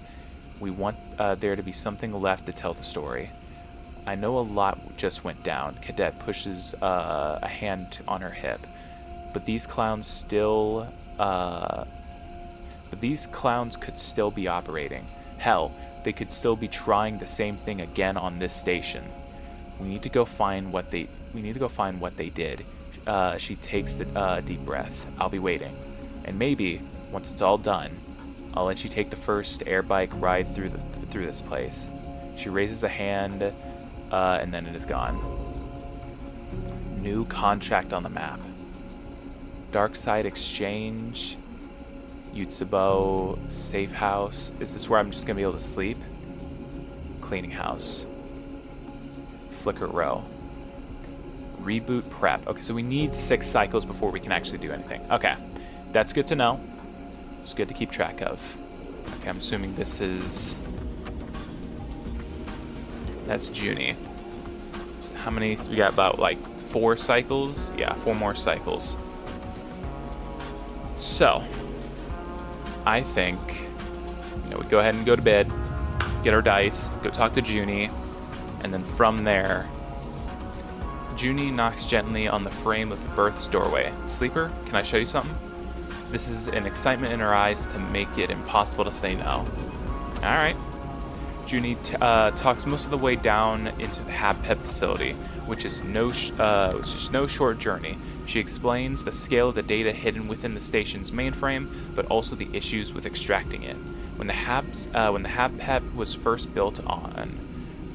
expanded, when it became Darkside after the collapse, no one gave it much thought to preserve the existing network architecture. She guides you through the substructure, picking a route through the maze of shuttered passages. They parasited their tech directly into the existing system. So now, thousands of cycles later, the two networks are totally enmeshed, dependent on each other. Junie takes a series of sudden turns, and you realize this is a very familiar route to her now. Messing with the Solheim network means messing with the systems that keep the city going. She leads you down a long corridor, one you recognize as leading directly to the core. I hope you haven't been messing with it. I hope you haven't been messing with it then. Now I'll let her explain. This meshing is not a good thing. She shakes her head. It makes Darkside brittle, fragile even. This place is on more of a knife's edge than anyone would believe.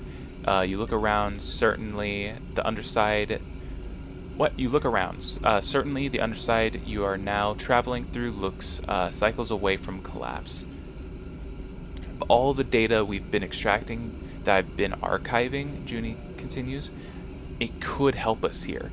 It could help us clean up the HabPep systems, and we could turn this place into an archive so that others could come and learn more about the runes Solheim left us. What is in all this data? What is in all this data? Anything you can imagine. Everything from corporate message records to blueprints and maps. She shakes her head. It's too much for me to process or understand.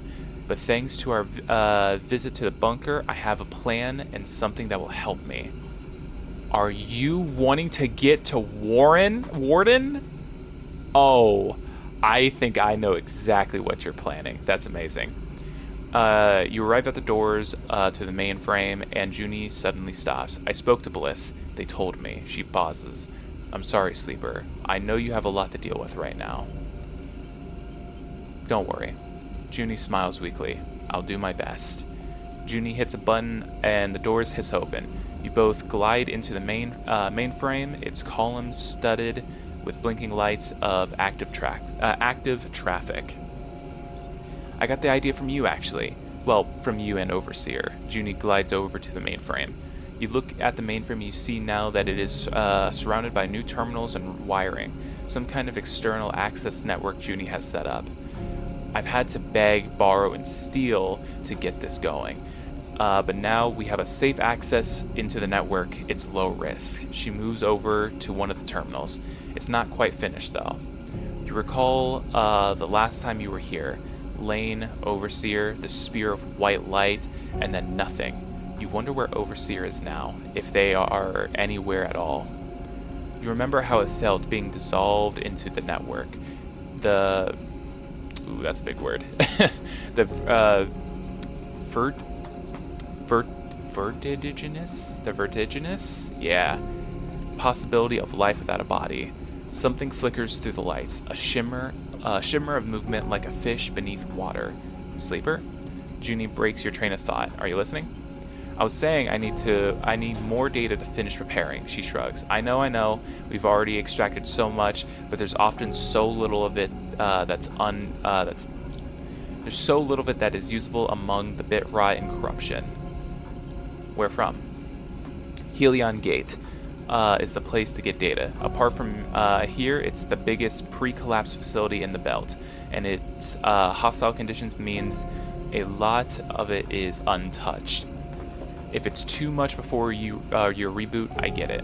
I just want to do something with everything we've managed to grab from the bunker and the wrecks. We pull it from the dark, let's expose it to the light. Junie turns back to face you. Well, this is what I wanted to show you. She looks away. It's very impressive. It will be when it's finished, she smiles. Thank you. Junie turns back to the terminal, and before long, she is engrossed. You imagine she barely even remembers you are here. You leave Junie for the preparations and start your ascent to the streets of Darkside, thoughts of Overseer flickering in the back of your mind. Hexport remains. I don't think we have all the time in the world to do every single thing, from the sounds of it. So I don't think I'm going to be able to go all the way to Helion Gate and back and still figure out what's going on with Hexport. So I think I am going to... Oh, wait. Let me get myself some food before I kill myself. There we go. Okay. So I think we go to Hexport, find out what happened. Because not only was Junie there, but I was there, Seraphine was there, and Cadet knows stuff about it. Or potentially. So we should go out of our way to figure that out. We go handle this, and then with that we come back, do the reboot, and see where that takes us. We're taking Flint with us, because I trust Flint. This is it.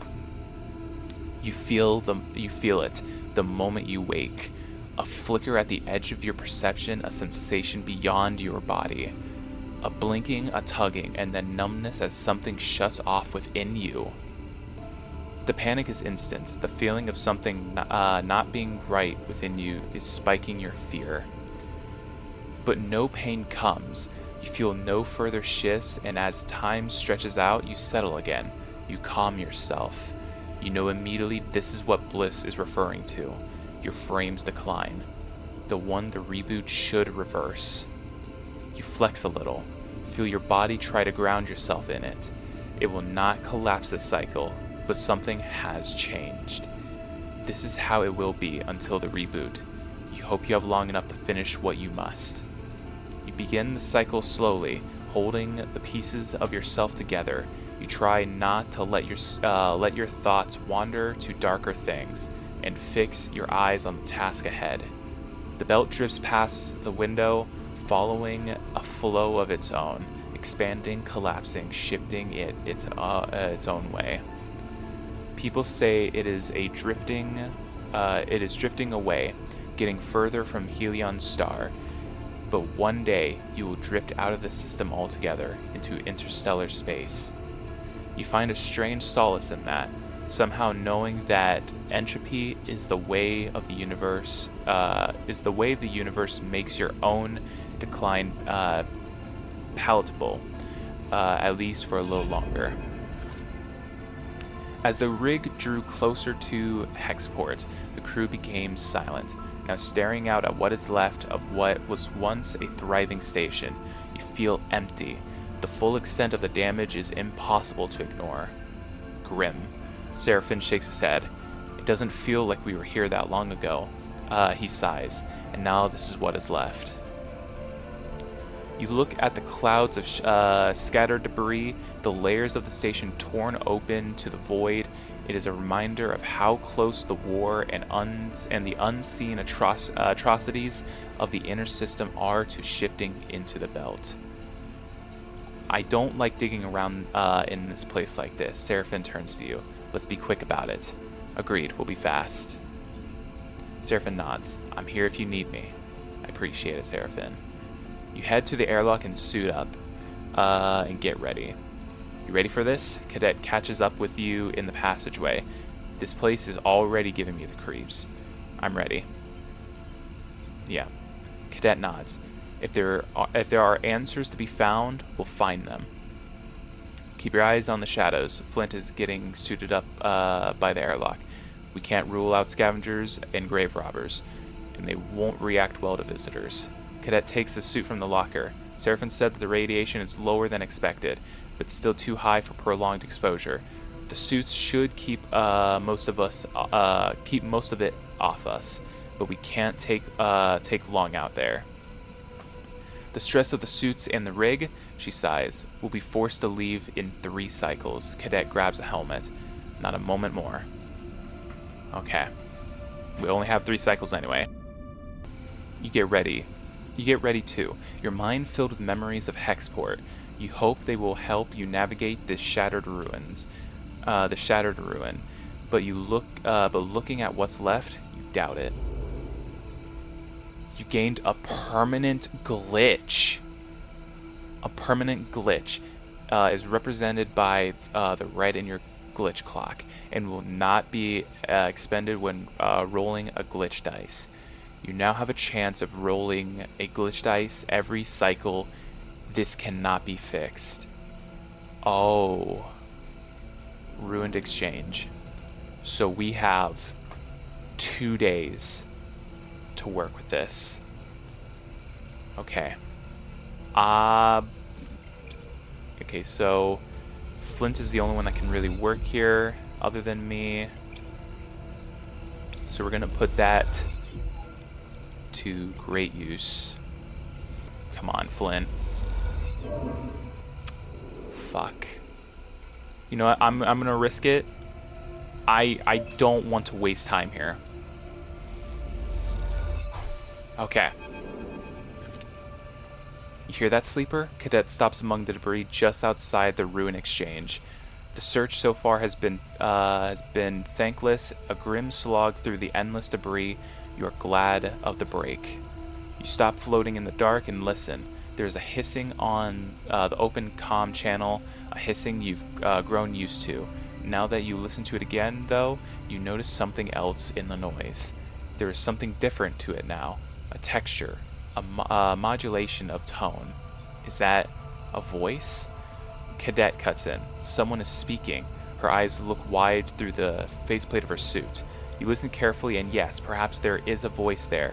Through it, though it is quiet and distant. It could be a person speaking, or it could be some residual signal from an automated system, one that is slowly dying in this wasteland. You see Cadet moving around, testing the signal strength from different positions. It's coming from the direction of the docks. Her voice hisses through the comms, layering over the broadcast. It could be a survivor. A survivor? Cadet meets your eye, both of you hoping this might be true. It's probably just a comms echo. Seraphine's voice cuts in over the comms. We can't go chasing ghosts, not with so little time left. The rig can't sit out here getting cooked by radiation, and neither can you. Seraphine's voice distorted and shifts. You should move to the epicenter where Factory Row used to be. That's where this all went down. Cadet looks at you, and you know she wants to chase the signal to the docks. She wants there to be someone there calling out to you. You look over towards the remains of Factory Row, the epicenter as Seraphine called it. It is now a cloud of debris and fragments, of bays and shadows of what it once was. For the first time in a long while, you think of Karsten. You look back at the remains of the dock, a few warning lights and systems still flickering away in the ruins. With not much time left here, you have a choice about where to focus your efforts. So we have two places.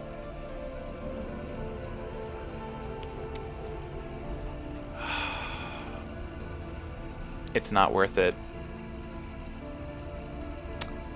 Because none of us have endurance, and Cadet doesn't have the strength for that. And I may lose dice here. So we have to do the epicenter and hope we actually get something done here. Okay, it's not bad. I think we just hit the epicenter, get what we need, and hope we can just get out of here without any issues. I think that's just the best bet, although I'm pretty much the only motherfucker that's gonna be able to do shit here. Alright. Can I push a 4? Yes, I can. You float into in the pieces of what was once Factory Row. There is a little way to see what these pieces once were, scattered and scorched as they are. You cannot assemble them back into that place in your mind, and the long you have searched them, the more that this broken place has weakened your memory of when it was whole. You have managed to put something together here, part of a story of Hexport's final moments. That story is told in the blast marks on the exterior plates, the patterns of debris and the materials and the makeup of the station's remains. Beyond that, one other thing is remarkable. There aren't any bodies. It seems that Hexport had some warning. The lack of docked ships, the lack of mass casualties, though the explosion surely killed many, it all suggests a station that had time to react, to at least evacuate in part. That's interesting. And then there's the blast, an explosion that the evidence points to as coming from the outside of the station. It is hard to tell, as so much secondary damage was caused by debris and shrapnel, but the pattern is there if you look. Something catches your eye, and you look over to see Cadet arriving alongside you, stuttering the same debris as you. Put it all together. Neutral. The pieces come together. A moment of warning, an evacuation, then an external attack. The first causes the second. You know the drone mine was here, being scraped for code and data, screaming for it to stop, and then something happened, something that its captors could not control.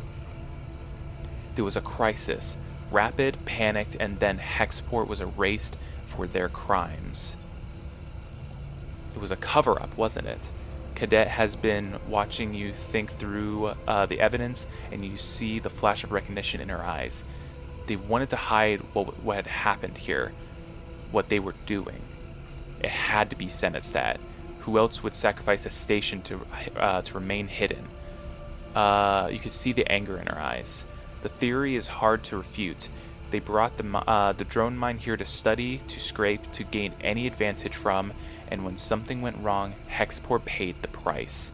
The logic is crude and cold, the kind that the vacuum of the Helion system allows. You find no comfort in knowing the truth. Fuck. So maybe we can hit this still. Maybe. We have one cycle. A 5 gave us 1. That's rough. This may not be... A 3 gives 2? Are you kidding me? Okay. We have one cycle to work with here. And then we leave. If we can't get it, we just go. That's rough. I don't think we get this. So whatever is in here, that's that. Yeah, I'm not even going to attempt it. That's it. You can travel back to the hub. Once you leave, you will not be able to return. I think that's it. That's rough. There's not much to celebrate on your return from the remains of Hexport, but you are glad to be back here all the same. There's something surprising in that dark side as a haven. There's something surprising in that dark side as a haven, not a prison. Wait, what? Am I speaking right? There is something surprising in that. Dark side as a haven, not a prison. The slowly occurring idea of this overgrown city as a home. As you have seen in Hexport, stability cannot be taken for granted, not anywhere in the belt. The dark side has a solidity and life that feels like it might endure. Cadet catches up with you. We need to talk. She looks around, but not here. Come, I have something I want to show you. Oh, Bliss has been in touch, Sleeper. Seraphim turns and looks over his shoulder, and as soon as you enter the cockpit, he is sitting in the pilot's seat, running diagnostics on the console. They say they are ready for the reboot. Do they say anything else? You know Bliss. Seraphim rolls his eyes a little. They worry. He turns fully in his seat. How are you feeling? Not bad. I know the reboot needs to happen. Seraphim speaks slowly, carefully, and I know the risks. I can see all that. But I also know what happened last time. He pauses. And I don't want you to forget again. To lose all of this. He gestures around the cockpit. Everything we've done. I don't want to say it won't happen again, because if it does, that's fucked. This is pretty neutral, and this just comes off backhanded. Neither do I. Seraphim nods silently, unsure what to add. I'm not trying to scare you. I just needed to say that. If the reboot doesn't go how we want, I'll miss you. I'll miss all this. I will too. If you remember, Seraphim laughs shakily at his own joke. Seraphim turns back to his pilot console. Whenever you're ready, we can go to Flicker Row, to Bliss. Seraphim pokes at the console in front of him. If you have things you want to wrap up first, I understand. I would too. Here. Seraphim tosses you an object across the cockpit, and you catch it out of the air. Take that with you when you go to Bliss. It's good luck. You open your hand and see a familiar metal disc. A coin. Its engraving rubbed away to little more than vague shapes and signs. Tala gave it to me. Now it's yours. Fuck. God damn it, man. You can't run from this forever, all right? He glances over his shoulders and smiles. We've done enough running anyways. He turns back to the console and returns to the diagnostics. You leave the cockpit and run a hand along the ribbed metal wall of the passage outside. Is it really possible that you could forget all this? All these layers of memory, of experience? Perhaps you can perhaps you could put it off a little longer. Take another tour around the belt, tie up loose ends, or perhaps you've had enough of that. Why try to escape the inevitable? You try to recall how it felt when you awoke after Elaine interrupted the first reboot. Even that is fading into a hazy memory, told by an unreliable narrator. Maybe this is just the next step then, one of thousands that put you here, and the first of thousands more that will take you onward. You come out of your thoughts, still unsure, still aware that the decision of when to take that step ultimately rests with you. Alright. Cadet leads you deep into the heart of Darkside, through quiet corridors and bustling streets, on paths you didn't know existed. As you glide after her, the station seems to grow in your mind, its possibilities multiplied by the routes that pass through it. Just through here, Cadet leads you across a covered bridge, the view on either side looking down caverns of lit units. This close to the center of Darkside, the air is warm and the passages are quiet. Here, Cadet smiles. This is the place. She points at a low and wide entrance with storage racks inside. Next door is a smaller unit with a window looking out to the passage. It seems like a workshop, perhaps abandoned or never finished. It is dusty and dark. I've been keeping an eye on it. It's abandoned. She glides inside and slaps a wall pad. Lights flicker on, illuminating a constellation of dust. She floats in the glittering specks. Looks promising? Cadet laughs. Okay, I know it's a wreck, but it's a start. When we've been on Darkside, I've been coming out here. I just happened across it, but I knew when I found it. I want to start again, Sleeper. She knocks on the metal wall. And this is where I'm going to make that start. What we saw in Hexport, what's left of it, just confirmed it to me. We can't stop Senatstadt. As much as we can't stop the war. She runs a finger along the storage racks. We have what? The drive? Our suspicions? Senatstadt is vast. How can we pin this to them, even if we wanted to? She looks over the workshop. I don't want to think about it anymore. I want to start again. I want to work, to ride my bike, and courier packages till I fall into my bed at the end of the day with nothing left. Cadet picks up an old corroded tool from the rack. I want to build something here. In spite of everything, in spite of the fact that they could take it all away. Because that's the point. To go on living without conceding. To go on building and trying to build something where we can find it.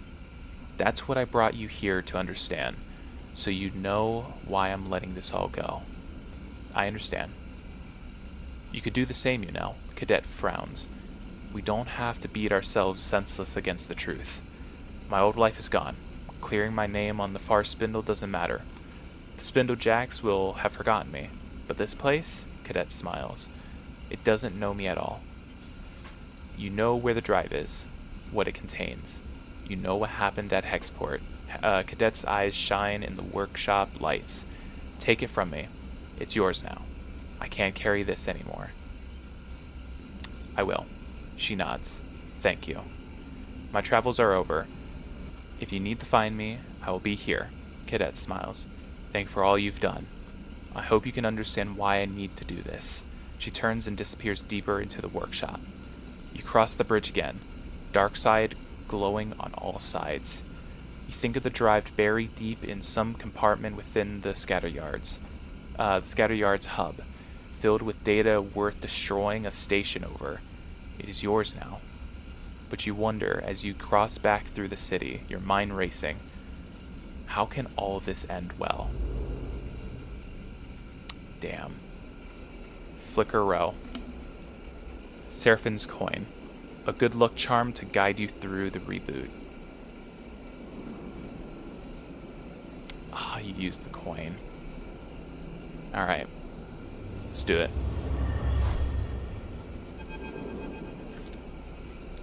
You turn Seraphine's coin over and over in your fingers as you stand in Flicker Row, crowds pushing past on their way to whatever future awaits them.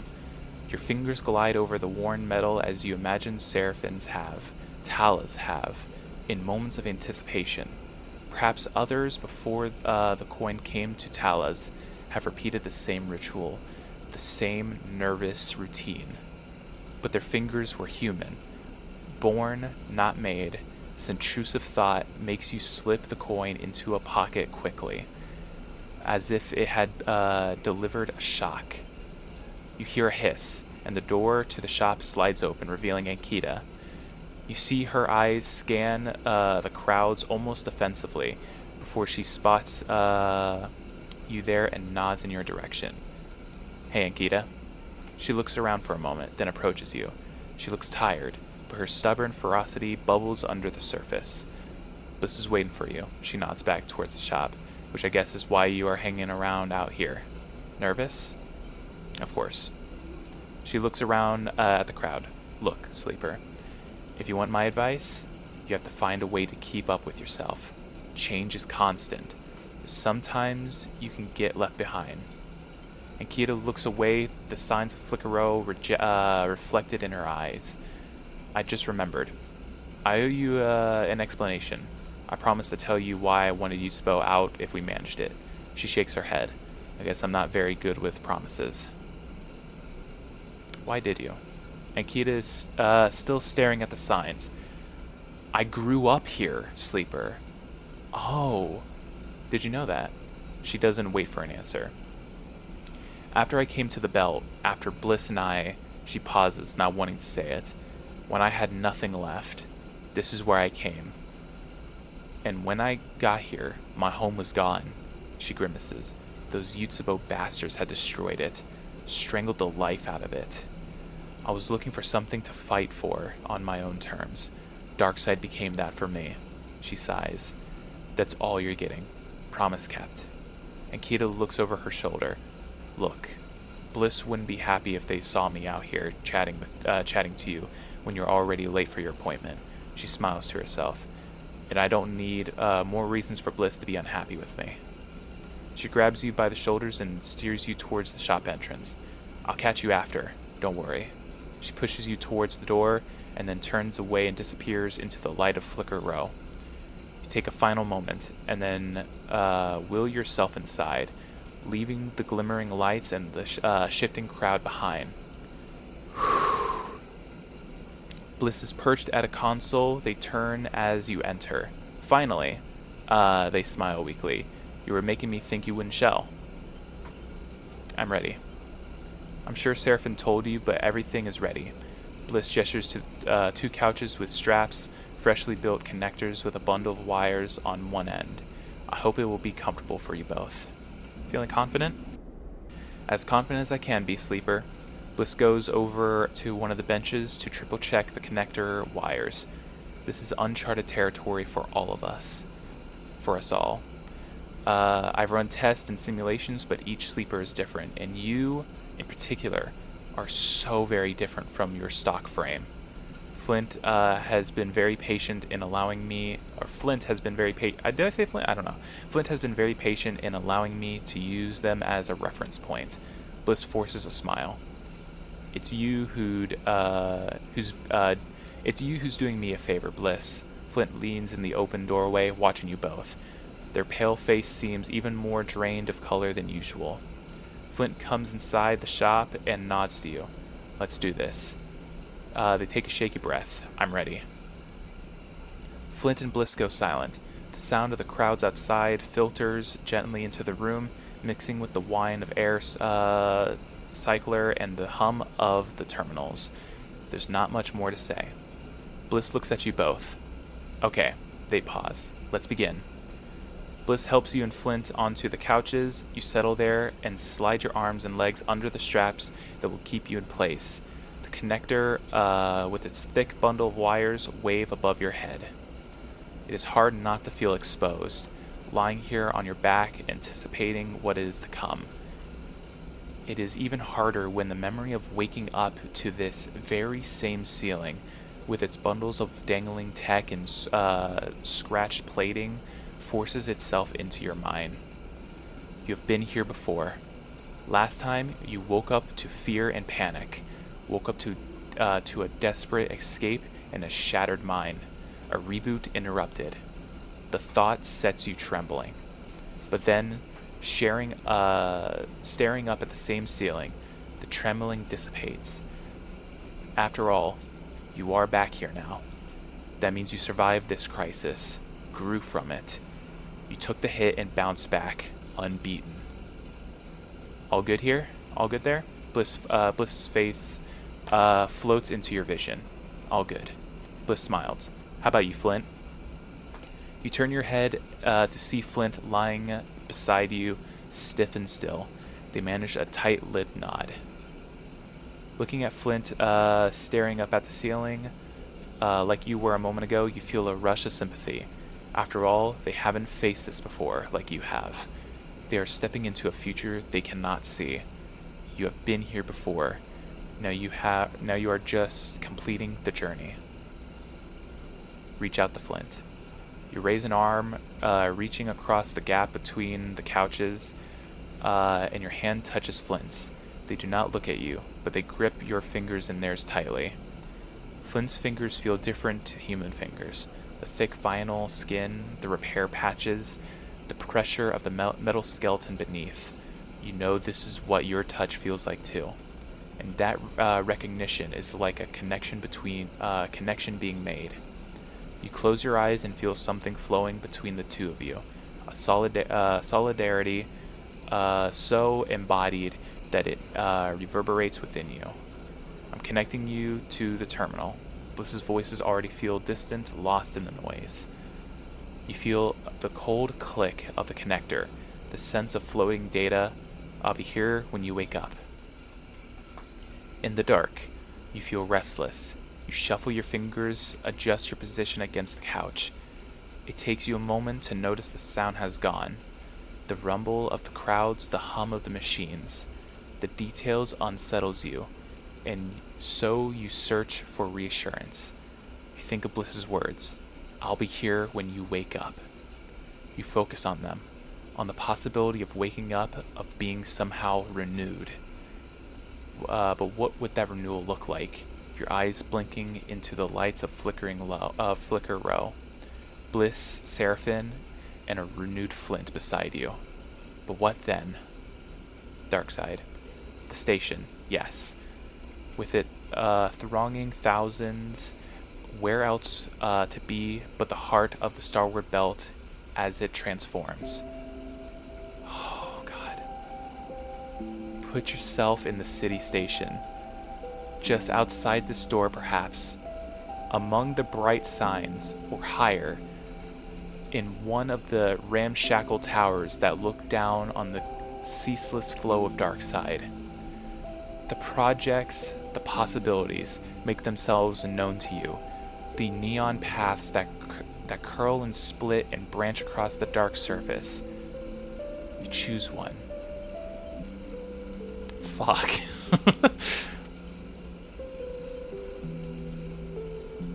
Seraphim and the crew.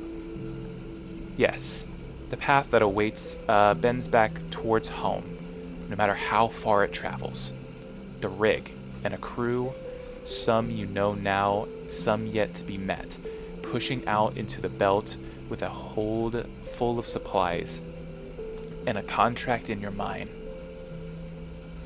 An image in the cockpit with Seraphim, looking out at the stars, an image multiplied many times, with many moods and textures, but at the heart of it, an unspoken link between you and your pilot, an acknowledgement, and a knowledge that Darkside will always be your home.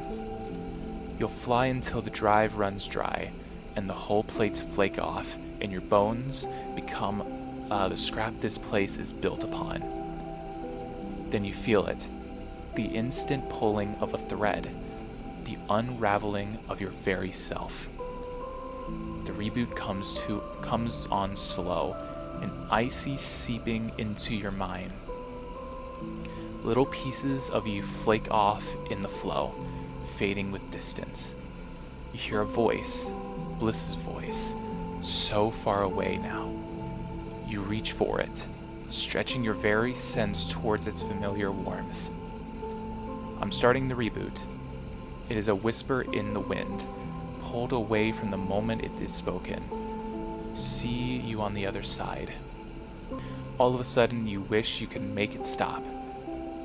The instant entropy of time, the trembling of rocks through space, getting further apart every cycle, disappearing into the vacuum ahead.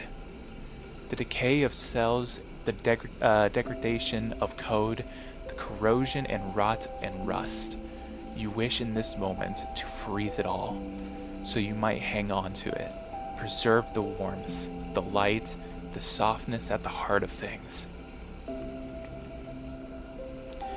This thought grips you, tears into you like fear. You feel the ice creeping in and know that everything will be lost. If not now, then mere moments away. And then you feel it, impossibly. Seraphin's coin, worn smooth by worry, turning in your hand. Time has been pressed into that coin by hands, by fingers. It is a near infinite record of transient touches, each one shaping it in some small way. It is worn and worthless. It is bent and broken. It is beautiful in all those things. And so you press your thumb against it in your crooked, calloused thumb again and again, because you are a broken thing, and you have nothing left but that brokenness, and the beauty that shines through it. And then somewhere nearby, a button is pressed, and all at once, one thing ends and something new begins.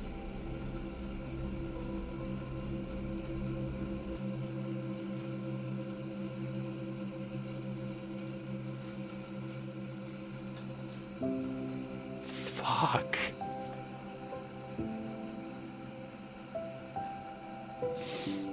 Oh man. Oh my god. Oh man.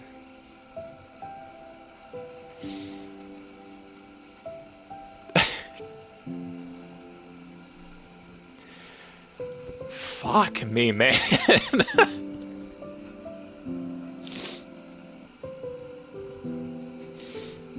God, that's so good. I didn't think I was gonna cry. But here we are. I thought I was gonna, lose the feels for it, but here I am. Fuck. Oh, that's such a good game. Man, my recording's almost ended too. This has been one hell of a game. I love the first game. The first game also made me cry. And it was a great game. This was probably so much better. This has been fantastic. In memory of Jed. That's amazing.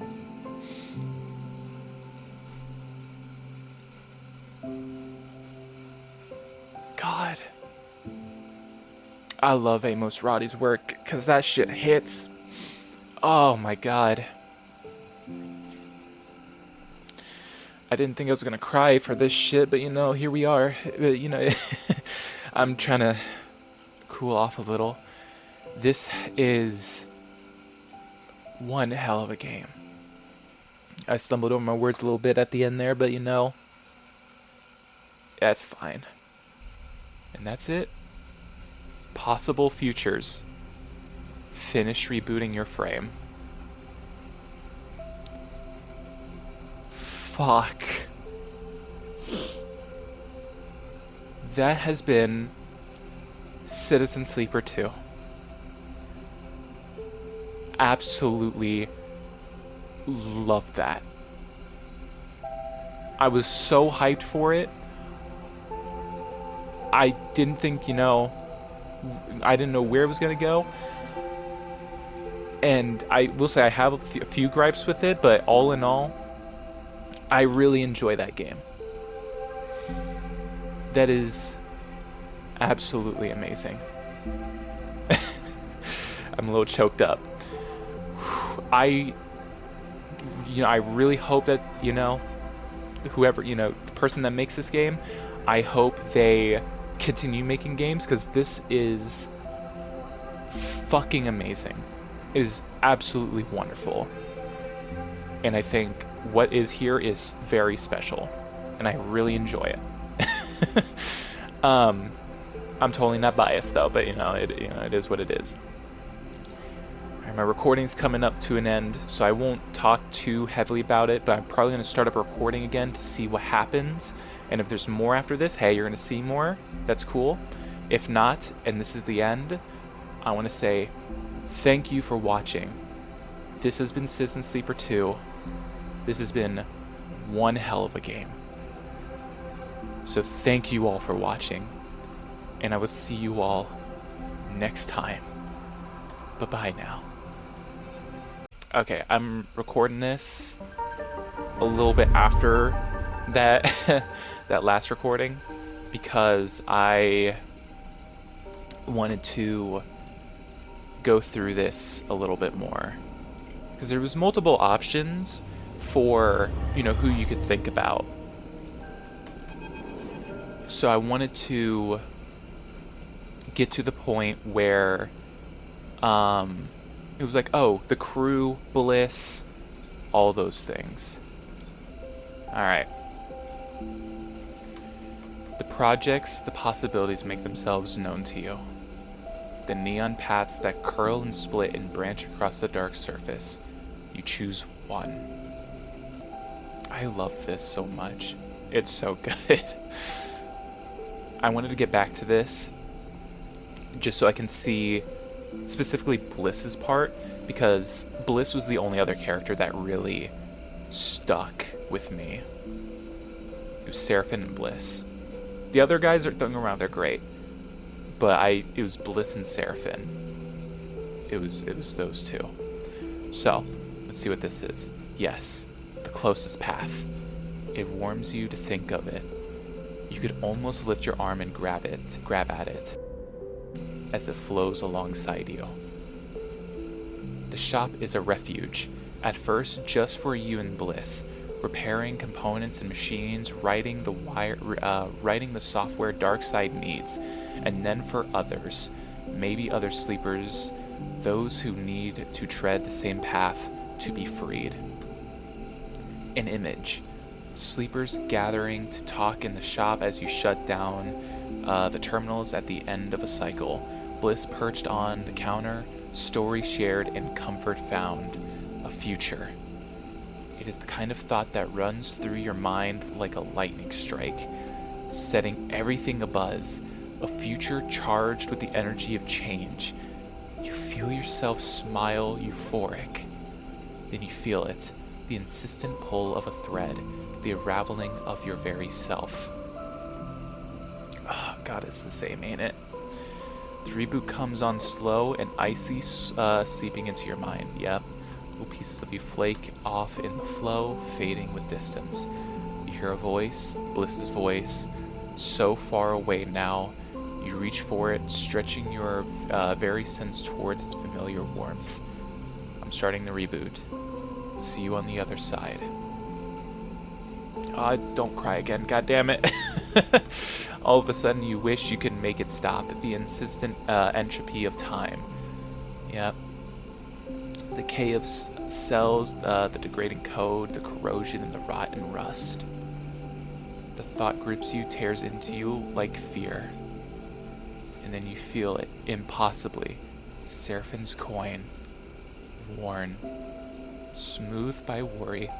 Don't cry, goddammit. Turning in your hand.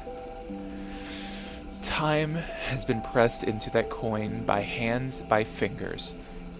It is a near infinite record of transcendent touches, each one shaping it in some small way.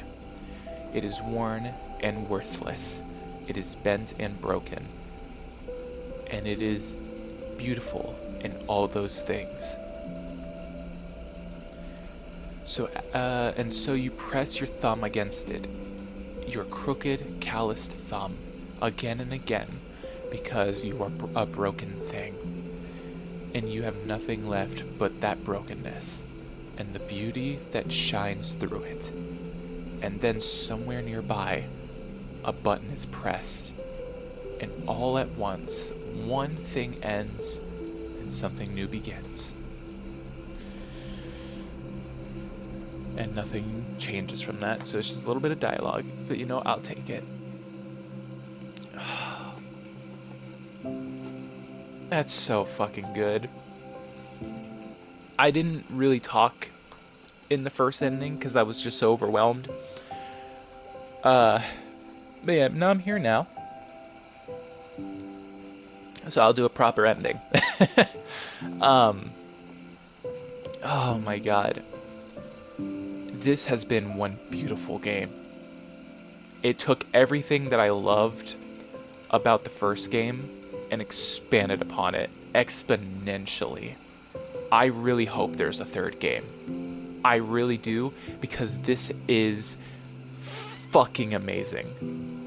Genuinely, I don't think I have enough words that could go into just how much this game is. It's shit like this that makes me love indie games as a whole. There's so many games like that. There's Deltarune, Undertale, fucking Signalis, this. There's so many games with so much heart. Alright. Now, I don't know if I'll keep in that tearful send-off that I had before, but I'll make this one the one I use for the ending. That way it's a little bit more coherent. I appreciate you all for watching. This has been Citizen Sleeper 2. Again, I really hope they make more games because this is amazing. Amazing in every way. God, it's so good. It's just amazing. The only complaint that I think I have is I want, if they do another game, I hope that they introduce more stakes. I hope there's, you can have, like, for example, when it came to Bliss fighting Lane, I was worried Bliss was gonna die. And I don't think that if I went the other route, they would have died. But if they did, hey, shit, that's crazy. But I don't think they would have died in either decision. So I kind of want more consequences for decisions. Really fuck shit up sometimes. I get if you need to still keep your, PC alive, but, like, I would love amped up, situations. You could die in this. Like, it gave you the option, like, hey, death is permanent. You're fucked. You can die. So I think that was a nice touch. But I want that to happen with the characters around me as well, where my decisions actually have consequences. Not for myself, but also for my crew. I hope they come out with more. I really do. I hope this becomes a series of games, and I hope this becomes a great series of games. If this is the last one, I want to say this has been one hell of an ending. There's so many possibilities for games, so I do think it is possible for there to be more games. It just, will take time to write up a story for it, which is fine. All in all, this has been amazing. If this is where this ends, and this is where this game, you know, stops. As upset as I will be, I think this is a good place where this series ends. Oh, that ending really fucked me up. But enough with me, you know, rambling on about this. This has been Citizen Sleeper 2. I appreciate you all for watching and experiencing this with me. I will... I forgot how I do my own outro. I've been trying to keep up with it. I appreciate you all for watching. This has been Citizen Sleeper 2, and I will see you all next time. Bye-bye now.